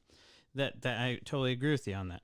I know other people that are like, man, Smash Bros. Is sweet until I started hanging out with a bunch of my friends that take it too seriously, break their own controllers. Yeah. I fucking don't like Smash Bros. Kids. I'm saying it right now. I think they destroy awesome Nintendo GameCube controllers. They just get pissed and smash them on the floor, and they destroy awesome vintage equipment because they're whiny and cry and get upset, butt hurt, and they break awesome equipment. So I think your problem is more with the demographic that goes for Smash over the actual aspect of it being a fighting game. The customers are annoying too. I think it's a fighting game, and I think it's probably one of Smash the best Brothers ones in there. is not a fighting game. Smash Brothers is a brawler, I guess. It's a platform fighter game. If like it's a platform Jason said. fighter, it's a fighter. If it's a brawler, whatever. I think it's a fighter. platform jumpity doo dah hey. You know, you don't double jump and press up and B in Mortal Kombat to hang on to a ledge. But you can't compare. It's not like every fighting game is a 2D fighter. Tekken and Virtua Fighter are completely different styles of fighting games, but they are fighting games. Virtua Fighter has like a fucking insane high jump to it. That's a fighting game. Yeah. Tekken is a 3D fighting game. Soul Cal is a 3D fighting game. These are fighting games, but they're just different. Smash Brothers is a fighting game. It's just different. You take out the items and the stage hazards. It's a fighting game. No, see, here's the thing. You look at a fighting game. You're both looking at each other. You jump on the other side, your character is always looking at them. Smash Brothers, you're running this way, you're running that way. It's not a fighting game, man. You're not running around like, oh. I'm just like saying. the whole point of it You're is not- to you're the not whole zoned point of in. it. What is the point of Smash Brothers? Like, what is the main objective if you and I verse each other? To knock people off the screen. To take their life to win the game. To The knock whole them thing off. is to fight each other to win the Just game. like in Mario Party when you're on a little ice and one person falls off. No. Just like that. I will not let you try to turn this into Mario Party. I'm just saying it's not a fighting game. Is Bushido Blade a fighting game? I don't know. It's a fucking awesome fighting game. Yeah. Yeah. So no, man. It's like, is Power Stone a fighting game? fuck yeah, it is. Okay. Oh wait, Power Stone. Wait, Power Stone's like the Mario Party one though, right? Where you're it's jumping actually. around collecting the things and stuff. But isn't it like mini games? No, you're fighting each other and you're collecting. It's kind of a fighting game. I'm just saying. It's a fun ass game. Smash Brothers. It's Smash Brothers. All right, its own thing. let's just me. go. We'll go to it here. So, And I'm the one. Me and John are the only ones. final verdict here, because Mark does not put Smash as a fighting game. Final verdict on all the call-ins and all the texters in the chat here. Is Smash Brothers a fighting game? 8 people, I'm sorry. 8 people rank yes. 2 people rank no. And 2 of those people are employed at 1UP Games. I don't know. It's hard to say. That blows my mind that Jason, the Mr. Fighting Game, would say that. Even Mike gave it a fighting game. Even Mike said it was a fighting game, and he's never even played it, so what would he know? But he's played a shitload of fighters. I don't know. I can't consider it a fighting game.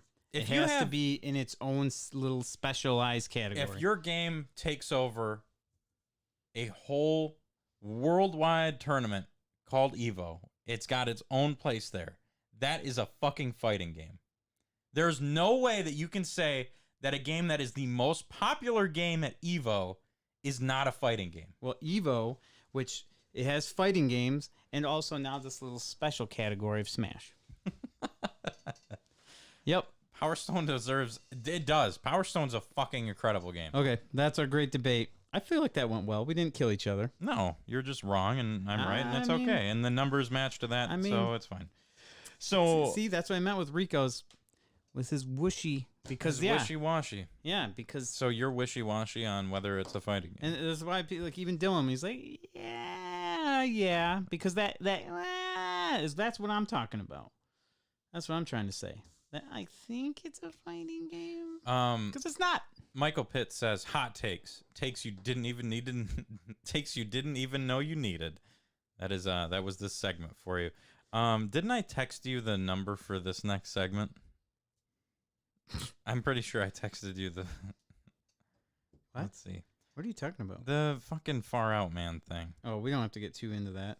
Okay, perfect. Yeah, this one's just a quick one. Okay. So tell me Far Out Man.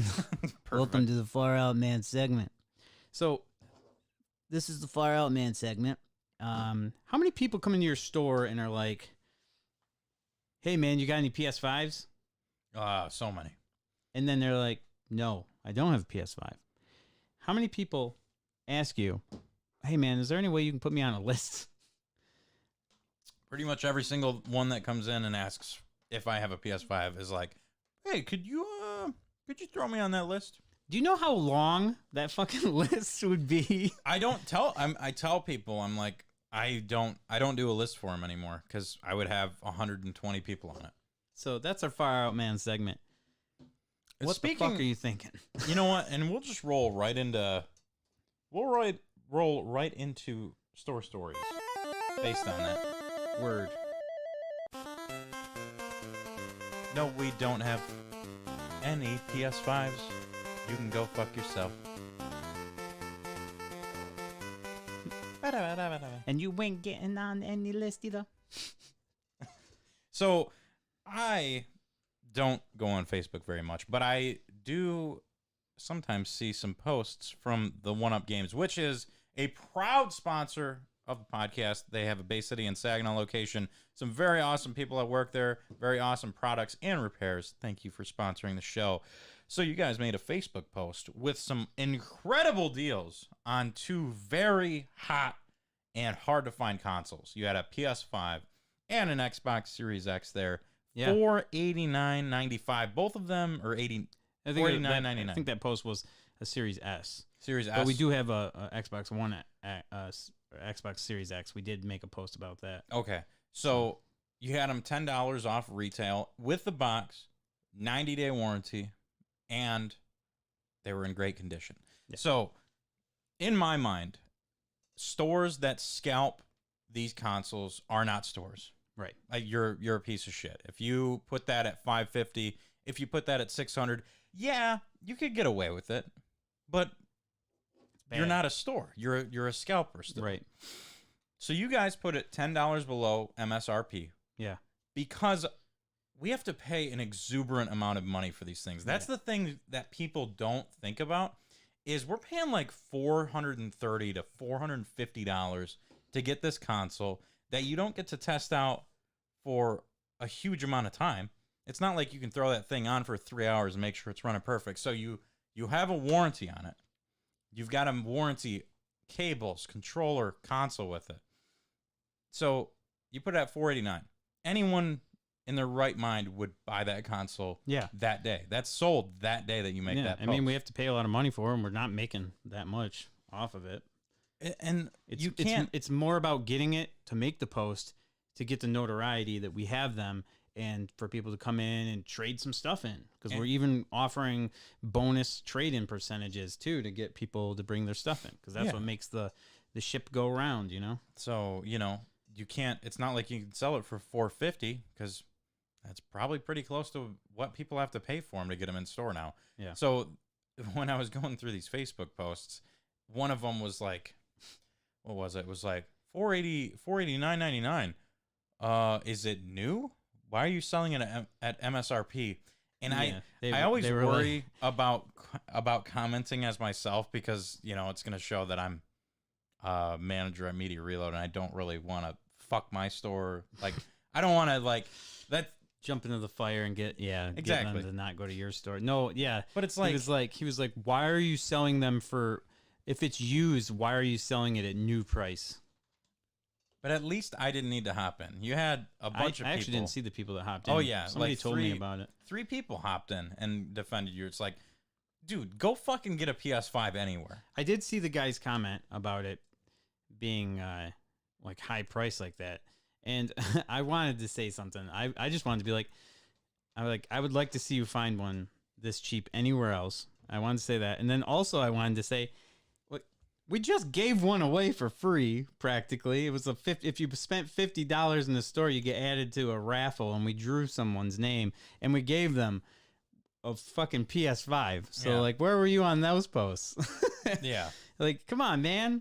You guys have had some salty people on your Facebook lately. Yeah, I don't know what it is. Ever since day one, I remember when we opened our Saginaw location, like, one of the first comments was like, this place sucks in Bay City. I give them 6 months. Like, what a horrible thing to say. Right off the bat, yeah. So stop picking on One-Up Games. It's a family-owned business. We're just trying to make it work, man.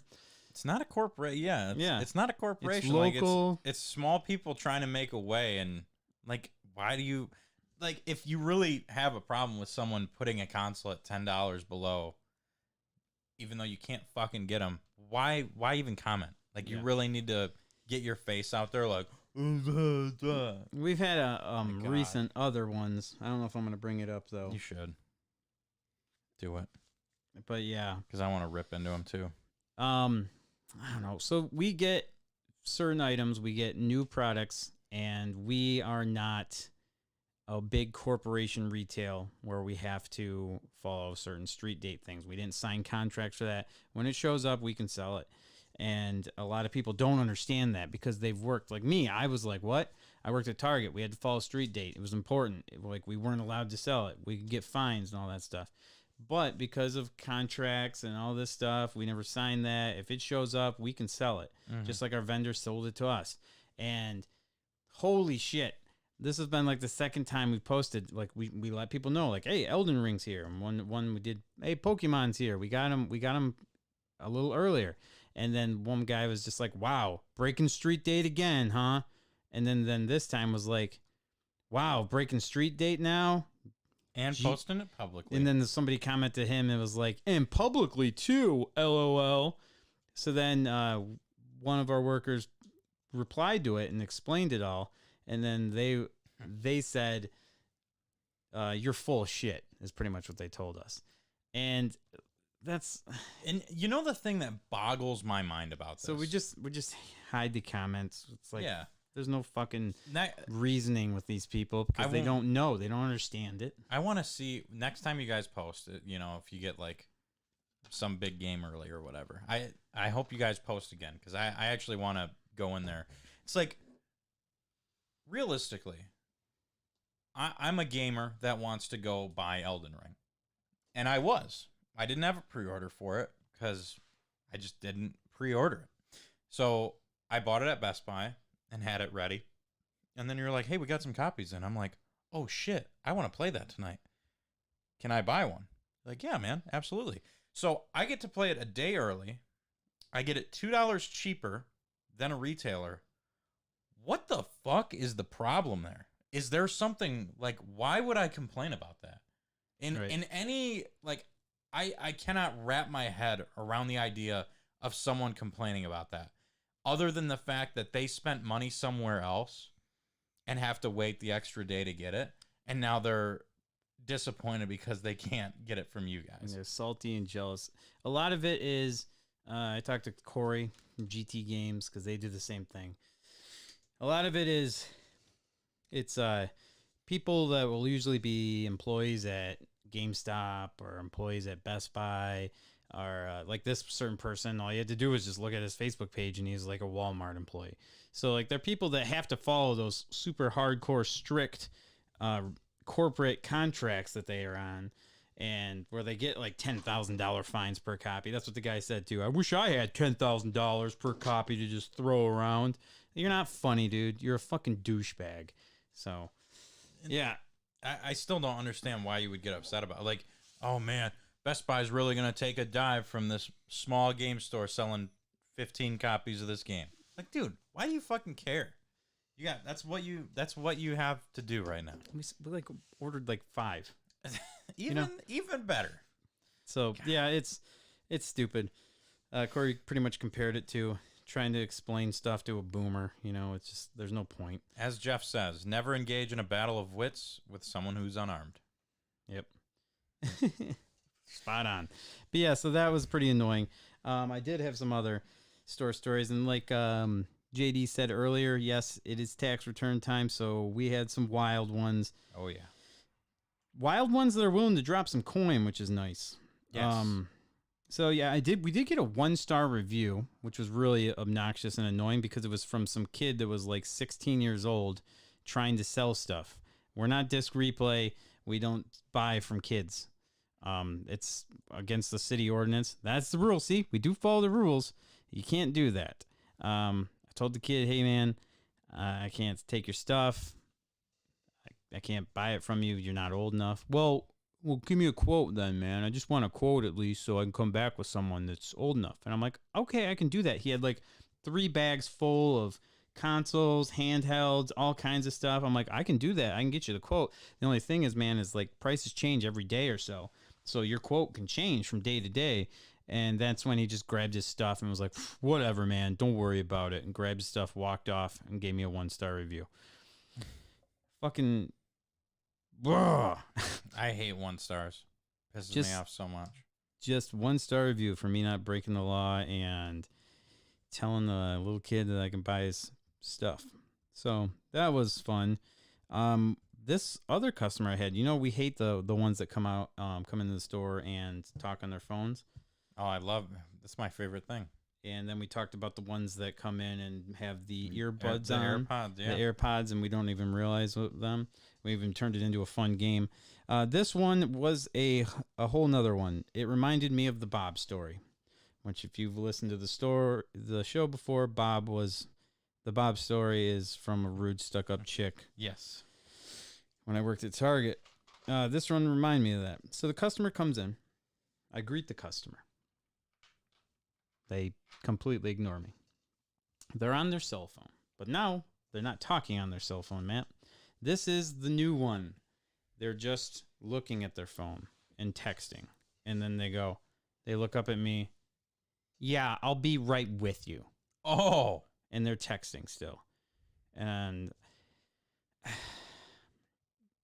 do you guys have like PlayStation 4 stuff? Not kidding you, that was literally her tone the whole time talking to me. Like I was so underneath her. It was just, yeah. Do you guys have PlayStation stuff? Yeah, I do. Well, I got it. And then like every time I was going to help her, well, are these used then? These systems? Yeah, they're used. They come with a 90-day warranty. It comes with 1 controller, all the cords to hook up. You'd be good to go. If you have any issues, just bring it back. We'll take care of you. We test it before we buy it. We make sure these things are good to go. And just, well, I want to get this, but I don't know. And like, keep in mind, this lady was willing to drop all the coin. I got a PlayStation there for her. I got a stack of games. I got, they wanted all this Wii stuff because they wanted to hook all their Wii back up. Yeah, they were just piling stuff up on the counter. So like, I made an awesome sale, but holy shit, they were so rude the whole time, just on their phone. Well, just give me a sec. So they go to pay. Their card gets declined. Mm-hmm. Their card gets declined. It's like a $500, over $500 transaction. Okay. Their card gets declined. And I'm like, yeah, I don't know what to say. It just keeps telling me this message, and I'm showing her. And she's like, yeah, that's bull. That's bull. Yeah, there's like $5 million. Let me pull up my there. bank account, and yeah, she pulls up her bank account. Don't you love when people show you She that? does. She pulls up her bank account, and she's like, "See, there's like over $5,000 in there. I have money," and I'm like, "Yeah, I don't know what to tell you. I can't run the transaction if it won't let me run your card. Well, I'll just pay cash then, I guess." And just pulls out a wad full of cash and just gives me this all over hundreds and hundreds of dollars, and I'm like, "All right, cool, we're making a sale." Okay. Oh my god. And then like, yeah, they call the bank right there and then to like figure out why. And she's like, "Yeah, my card's fine. Your machine is just broken or something." Holy, oh my god. Yeah, but I couldn't get shitty because they were selling. I was selling all kinds of shit. God, And then the best part was while she was on the phone with the bank, I rang the next dude up in line. Card worked went fine, perfectly right? fine. Yeah. Yep. So God, what a fucking, there's a special texture. word for that kind of the texters. person. Whew. You know I was what? Like, man, I had a crazy. kept it together, made Lord McKinnon more money. I had a new one that happened, a new store story.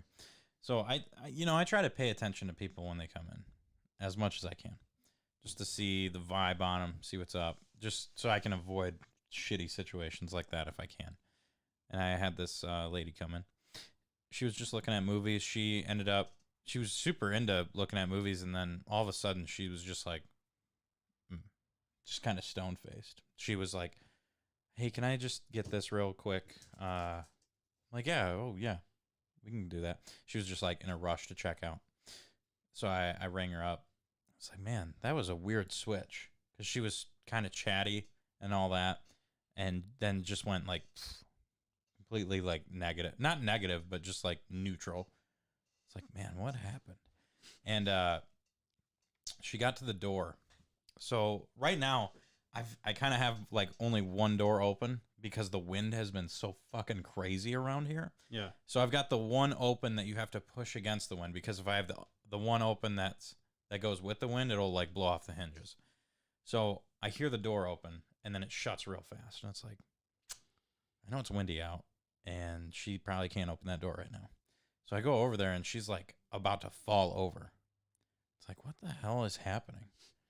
So I'm like, hey, because I wanted to ask her before she left. I wanted to be like, hey, is everything okay? But I just, I don't want to make it like an awkward thing. Yeah. I'm not a psychiatrist, even though people want us to be. So I go in there. I'm like, hey, do you need some help? She's like, yeah, my sugar is super low. Like, I'm like, oh, okay. Do you want me to get you something? Like, is there something I can grab you that'll help? She's like, I've got to pop in the car. I just got to get to my car. So I'm like, okay, well, let me grab the door. And she is not looking great. Like, I get her outside and it's like she's about to fall over. So I'm like, okay, let me make sure you get to your car. And she's like, I'll be fine. I'm like, I don't know. Like, you don't look fine. Should have been So like, here's some freaking Starlight Coca-Cola. some Space Coke. So I was like, let me just help you to the car. It's no big deal. Like, it's fine. It was warm out and everything. It was just crazy windy. So I helped her to her car. She was there for like a half hour, just trying to like sugar up or whatever. Shit's no joke. Man, sometimes you just know though. Sometimes you know if something's like, you get that weird feeling that something's not right. Yikes. I'm glad I caught it. Yeah. I don't know. I don't think she would have made it to that car. But yeah, fun times at the store. Sometimes a good thing. We try to be good people. You sound like a hero, and I did not. Well, you can't. It's hard to be a hero to someone that completely degrades you and thinks you're so much less than that. It was a Bob. Yeah, I've got. Yeah. I don't want to see your bank account. I don't give a fuck. Your card's not going through. You know what I do instantaneously when someone does that? When they're like, yeah, there's enough money on my card. I run my card for a cent. I'm like, yeah, my card machine's running fine. Like, it's running perfect. Yep. And then your bank cancels it because that's what credit card fraud people do. They always run cards for like a cent. All right, they probably know. They're like, oh, he's just checking his. Because I've ran so many transactions for a cent. So we got two. Let's do 2 more segments tonight. D&D update. We got to do it.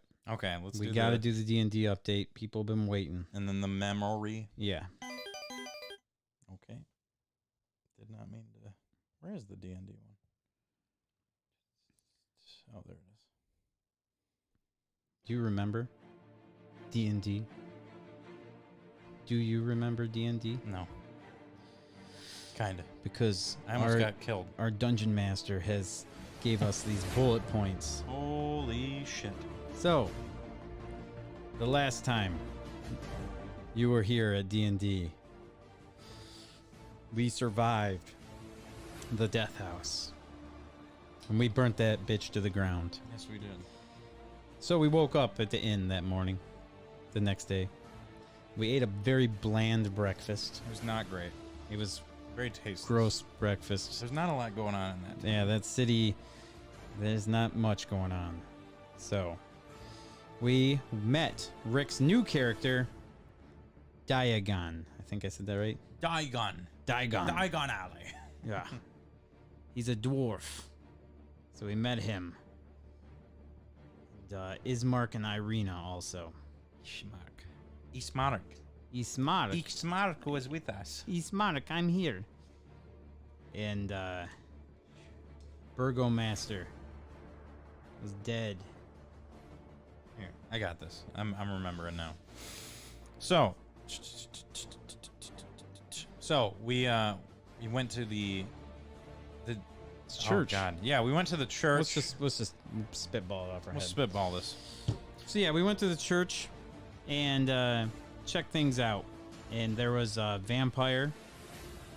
We found out there was a vampire The church is. So we go to the church and because the burgomaster died. Yeah, we were going there and because we wanted to bury him there.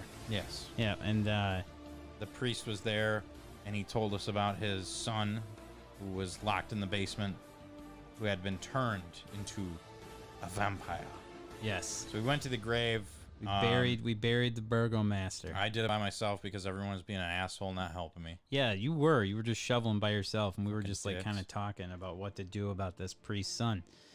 So we went back and we decided that we were going to take care of his son, and he did not like that one bit. No.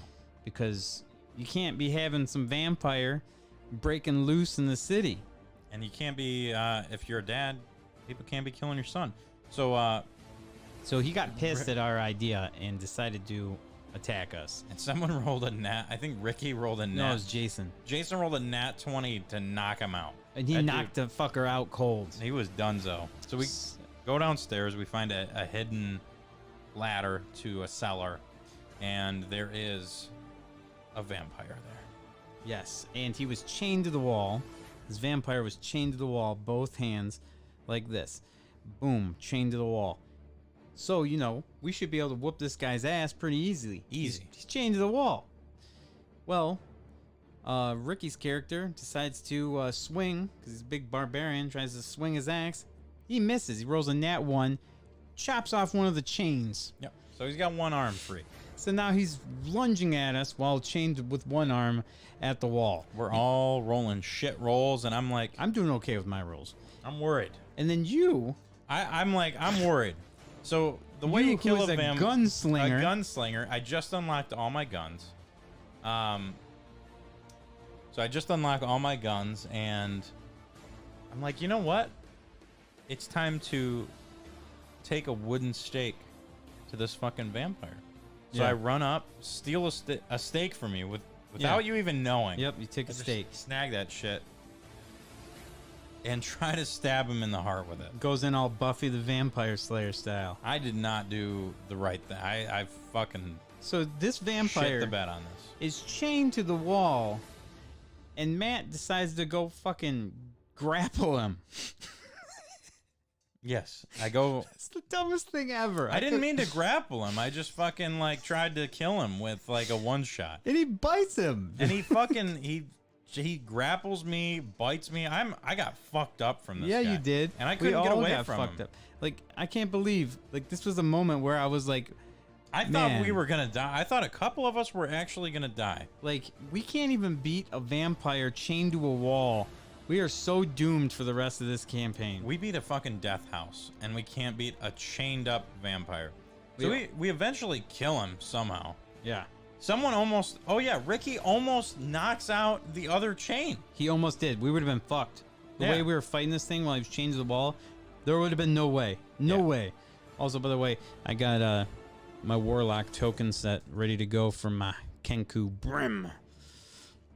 So, Yeah, playing Warlock's been really fun. I've been really liking it. Yeah, you're doing a kick-ass job. So we go back up. The the priest is still out cold, and we're heading to the merchant, the town store, and we've got to go to the town store, get kind of equipped. We're gonna grab the lady. What was her name? I can't remember right now. We gotta grab the lady, and then we're gonna take off. Yeah, Get we her to gotta safety. Get her to safety. Yep. So we go to the town store. There's a big ass dude there, and I'm just not having a good conversation with the owner of that store. Yeah.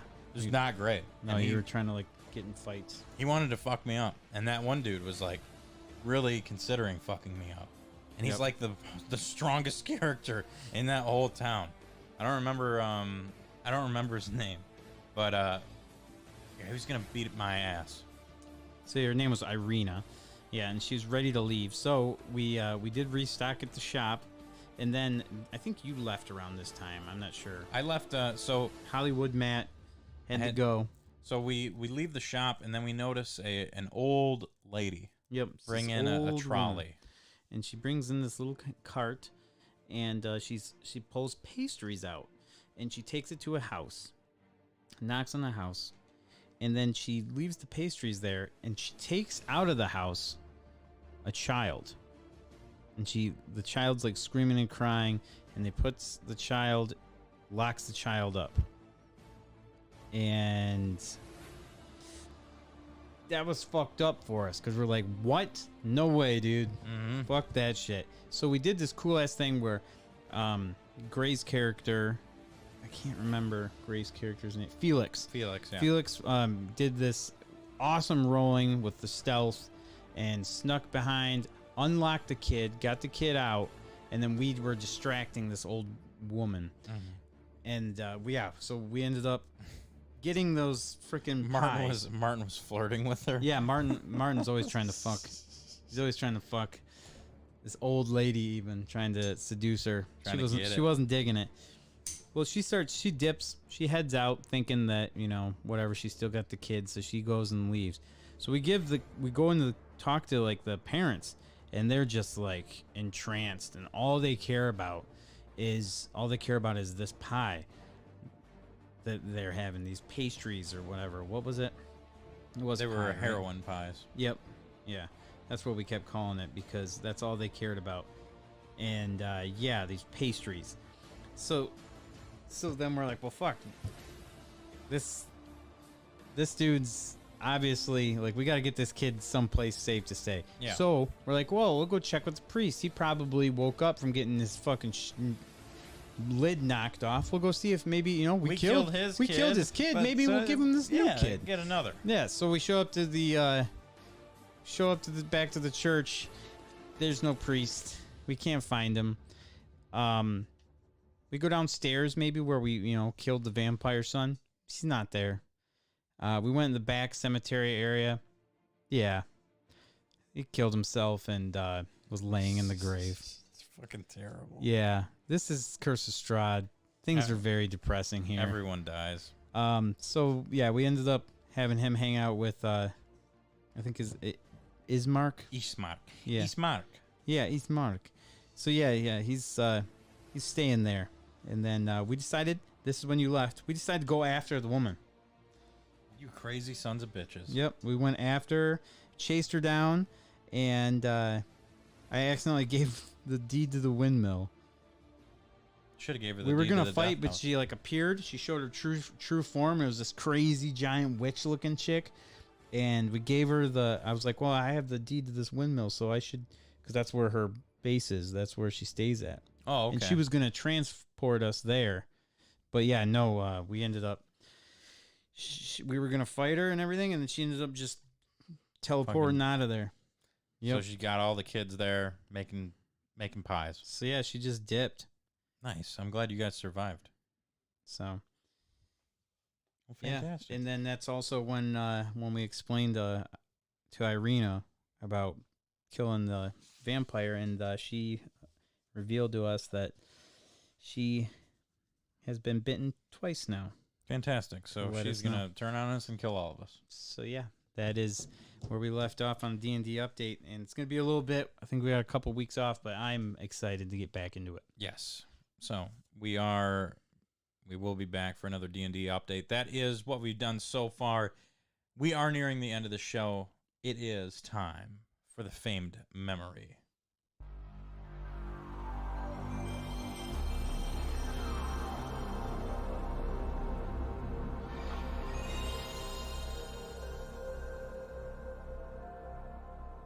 How's your guys' vocal stylings for your characters coming? Pretty good. It's tough to keep the voice going, like, because you mimic everyone, which is interesting. Yeah. And I try to keep the, Western like gunslinger thing going, but I only do it like once every other week, so I gotta like practice while I go to like on my way to work. Yeah, it's fun for me because I get to practice all their voices too. Yeah. So, but it's been fun. I try to keep in character as much as I can. So this week's memory is a Spill and Maze special. Yes. Mr. Matty Ice here spills drinks more than any human being you'll ever meet. And this week's is your worst spill while gaming. So it happens. It happens. You be playing. Next thing you know, oh, fuck. Knocked over a drink. So Andy is in here right now. I've got one really good one. Andy was in here, or I was on their stream on their podcast for The Other Side of the Mountain. And right before we started recording, I spilled a beer all over my desk, all over the fucking keyboard. Dude, I don't know what it is the with fucking you. mouse. Why you spill so much? I just fucking knock it over like crazy. Yeah, my wife has yelled at you so many times. Oh, it's so bad. It's pathetic.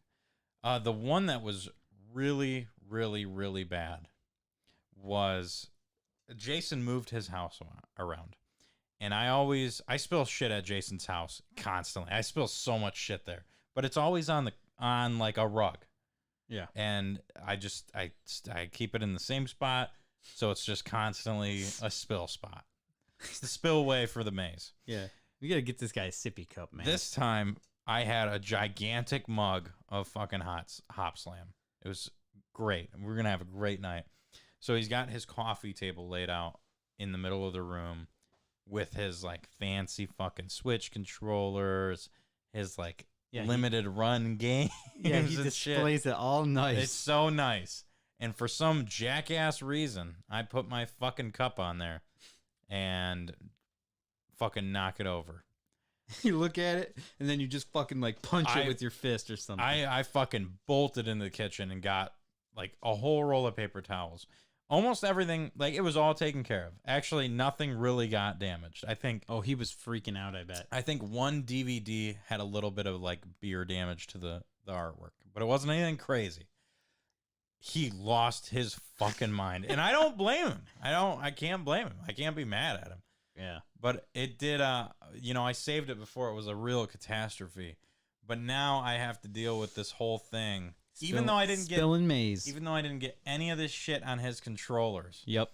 I've got to deal with his Xenoblade controller. He's like, ever since Maze fucking spilled that beer, this controller's fucked. It's like, that's analog sensor literally doesn't work. not fucking possible, Jason. That is not how that works. Yep. Oh, Matt should probably be paying for this repair on this controller since he spilt that beer all over it. I've never seen anyone, like, for a second there, I thought he was going to fucking shoot me. It was close. So my worst spill, I've had a lot of spills over the years. Dom, whenever I go down to his basement where he was sleeping at my mom's house there, yeah, like he would have some parties, some hardcore beer drinking parties, and there would be spilled beer everywhere. Oh my And God. like I'd see my poor Super Nintendo games sitting so close, and I'd be like, "Oh man, there's beer on the controller." Oh So- no. yeah, but like that was, he was partying. He was young then. Those was mid-20s, so that's what happens. But yeah, no. One of my worst spills ever actually just recently happened. That's what made me think of this topic. Oh yeah. So I was there's a new member of the Spillin' Club with Spillin' Maze, and that's my son, Spillin' Reed. That kid spills stuff like crazy all the time, but usually it's not too bad.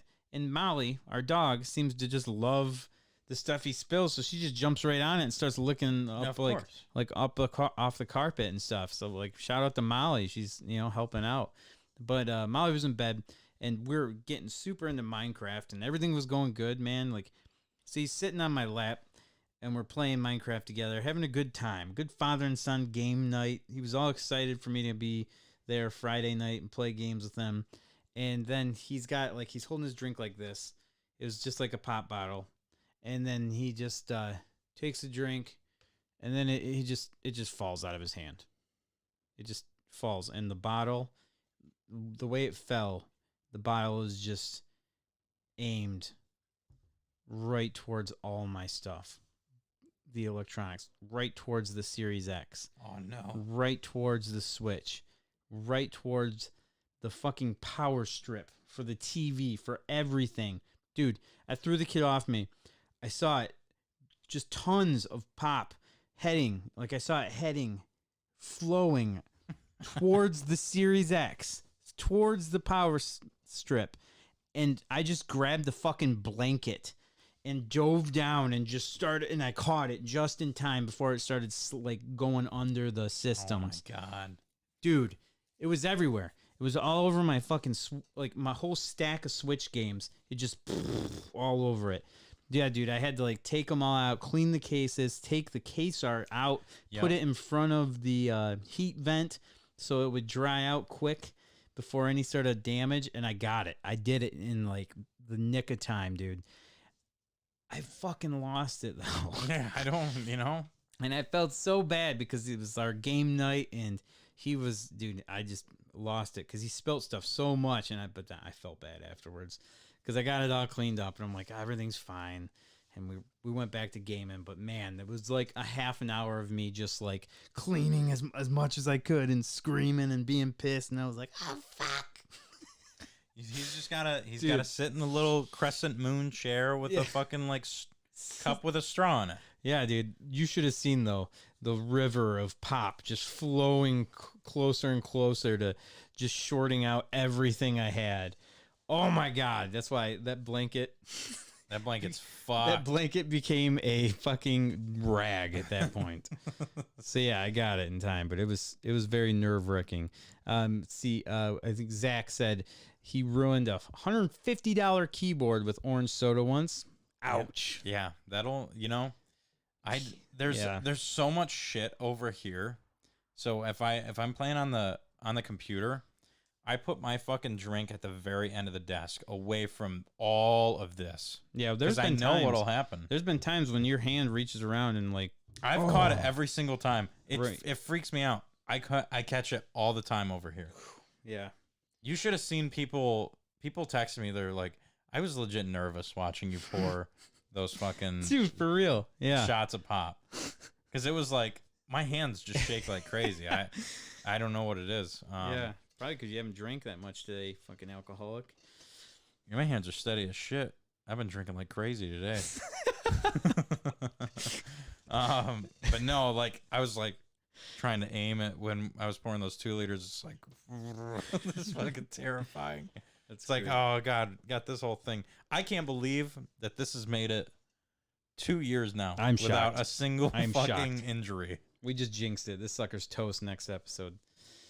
Yep. Knock. But anyway, that was a good show. Yeah. I appreciate everybody calling in or us calling you for the debate. I appreciate Jen being on here talking about her pinball.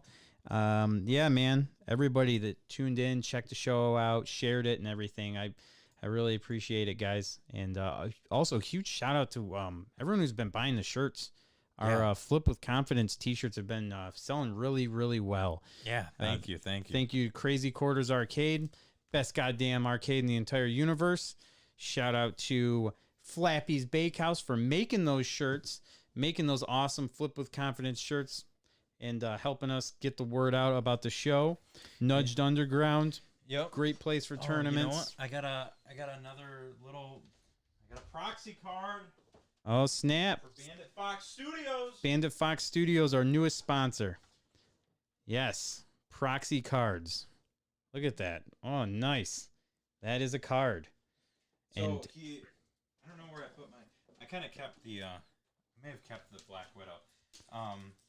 He made a Black Widow for us too.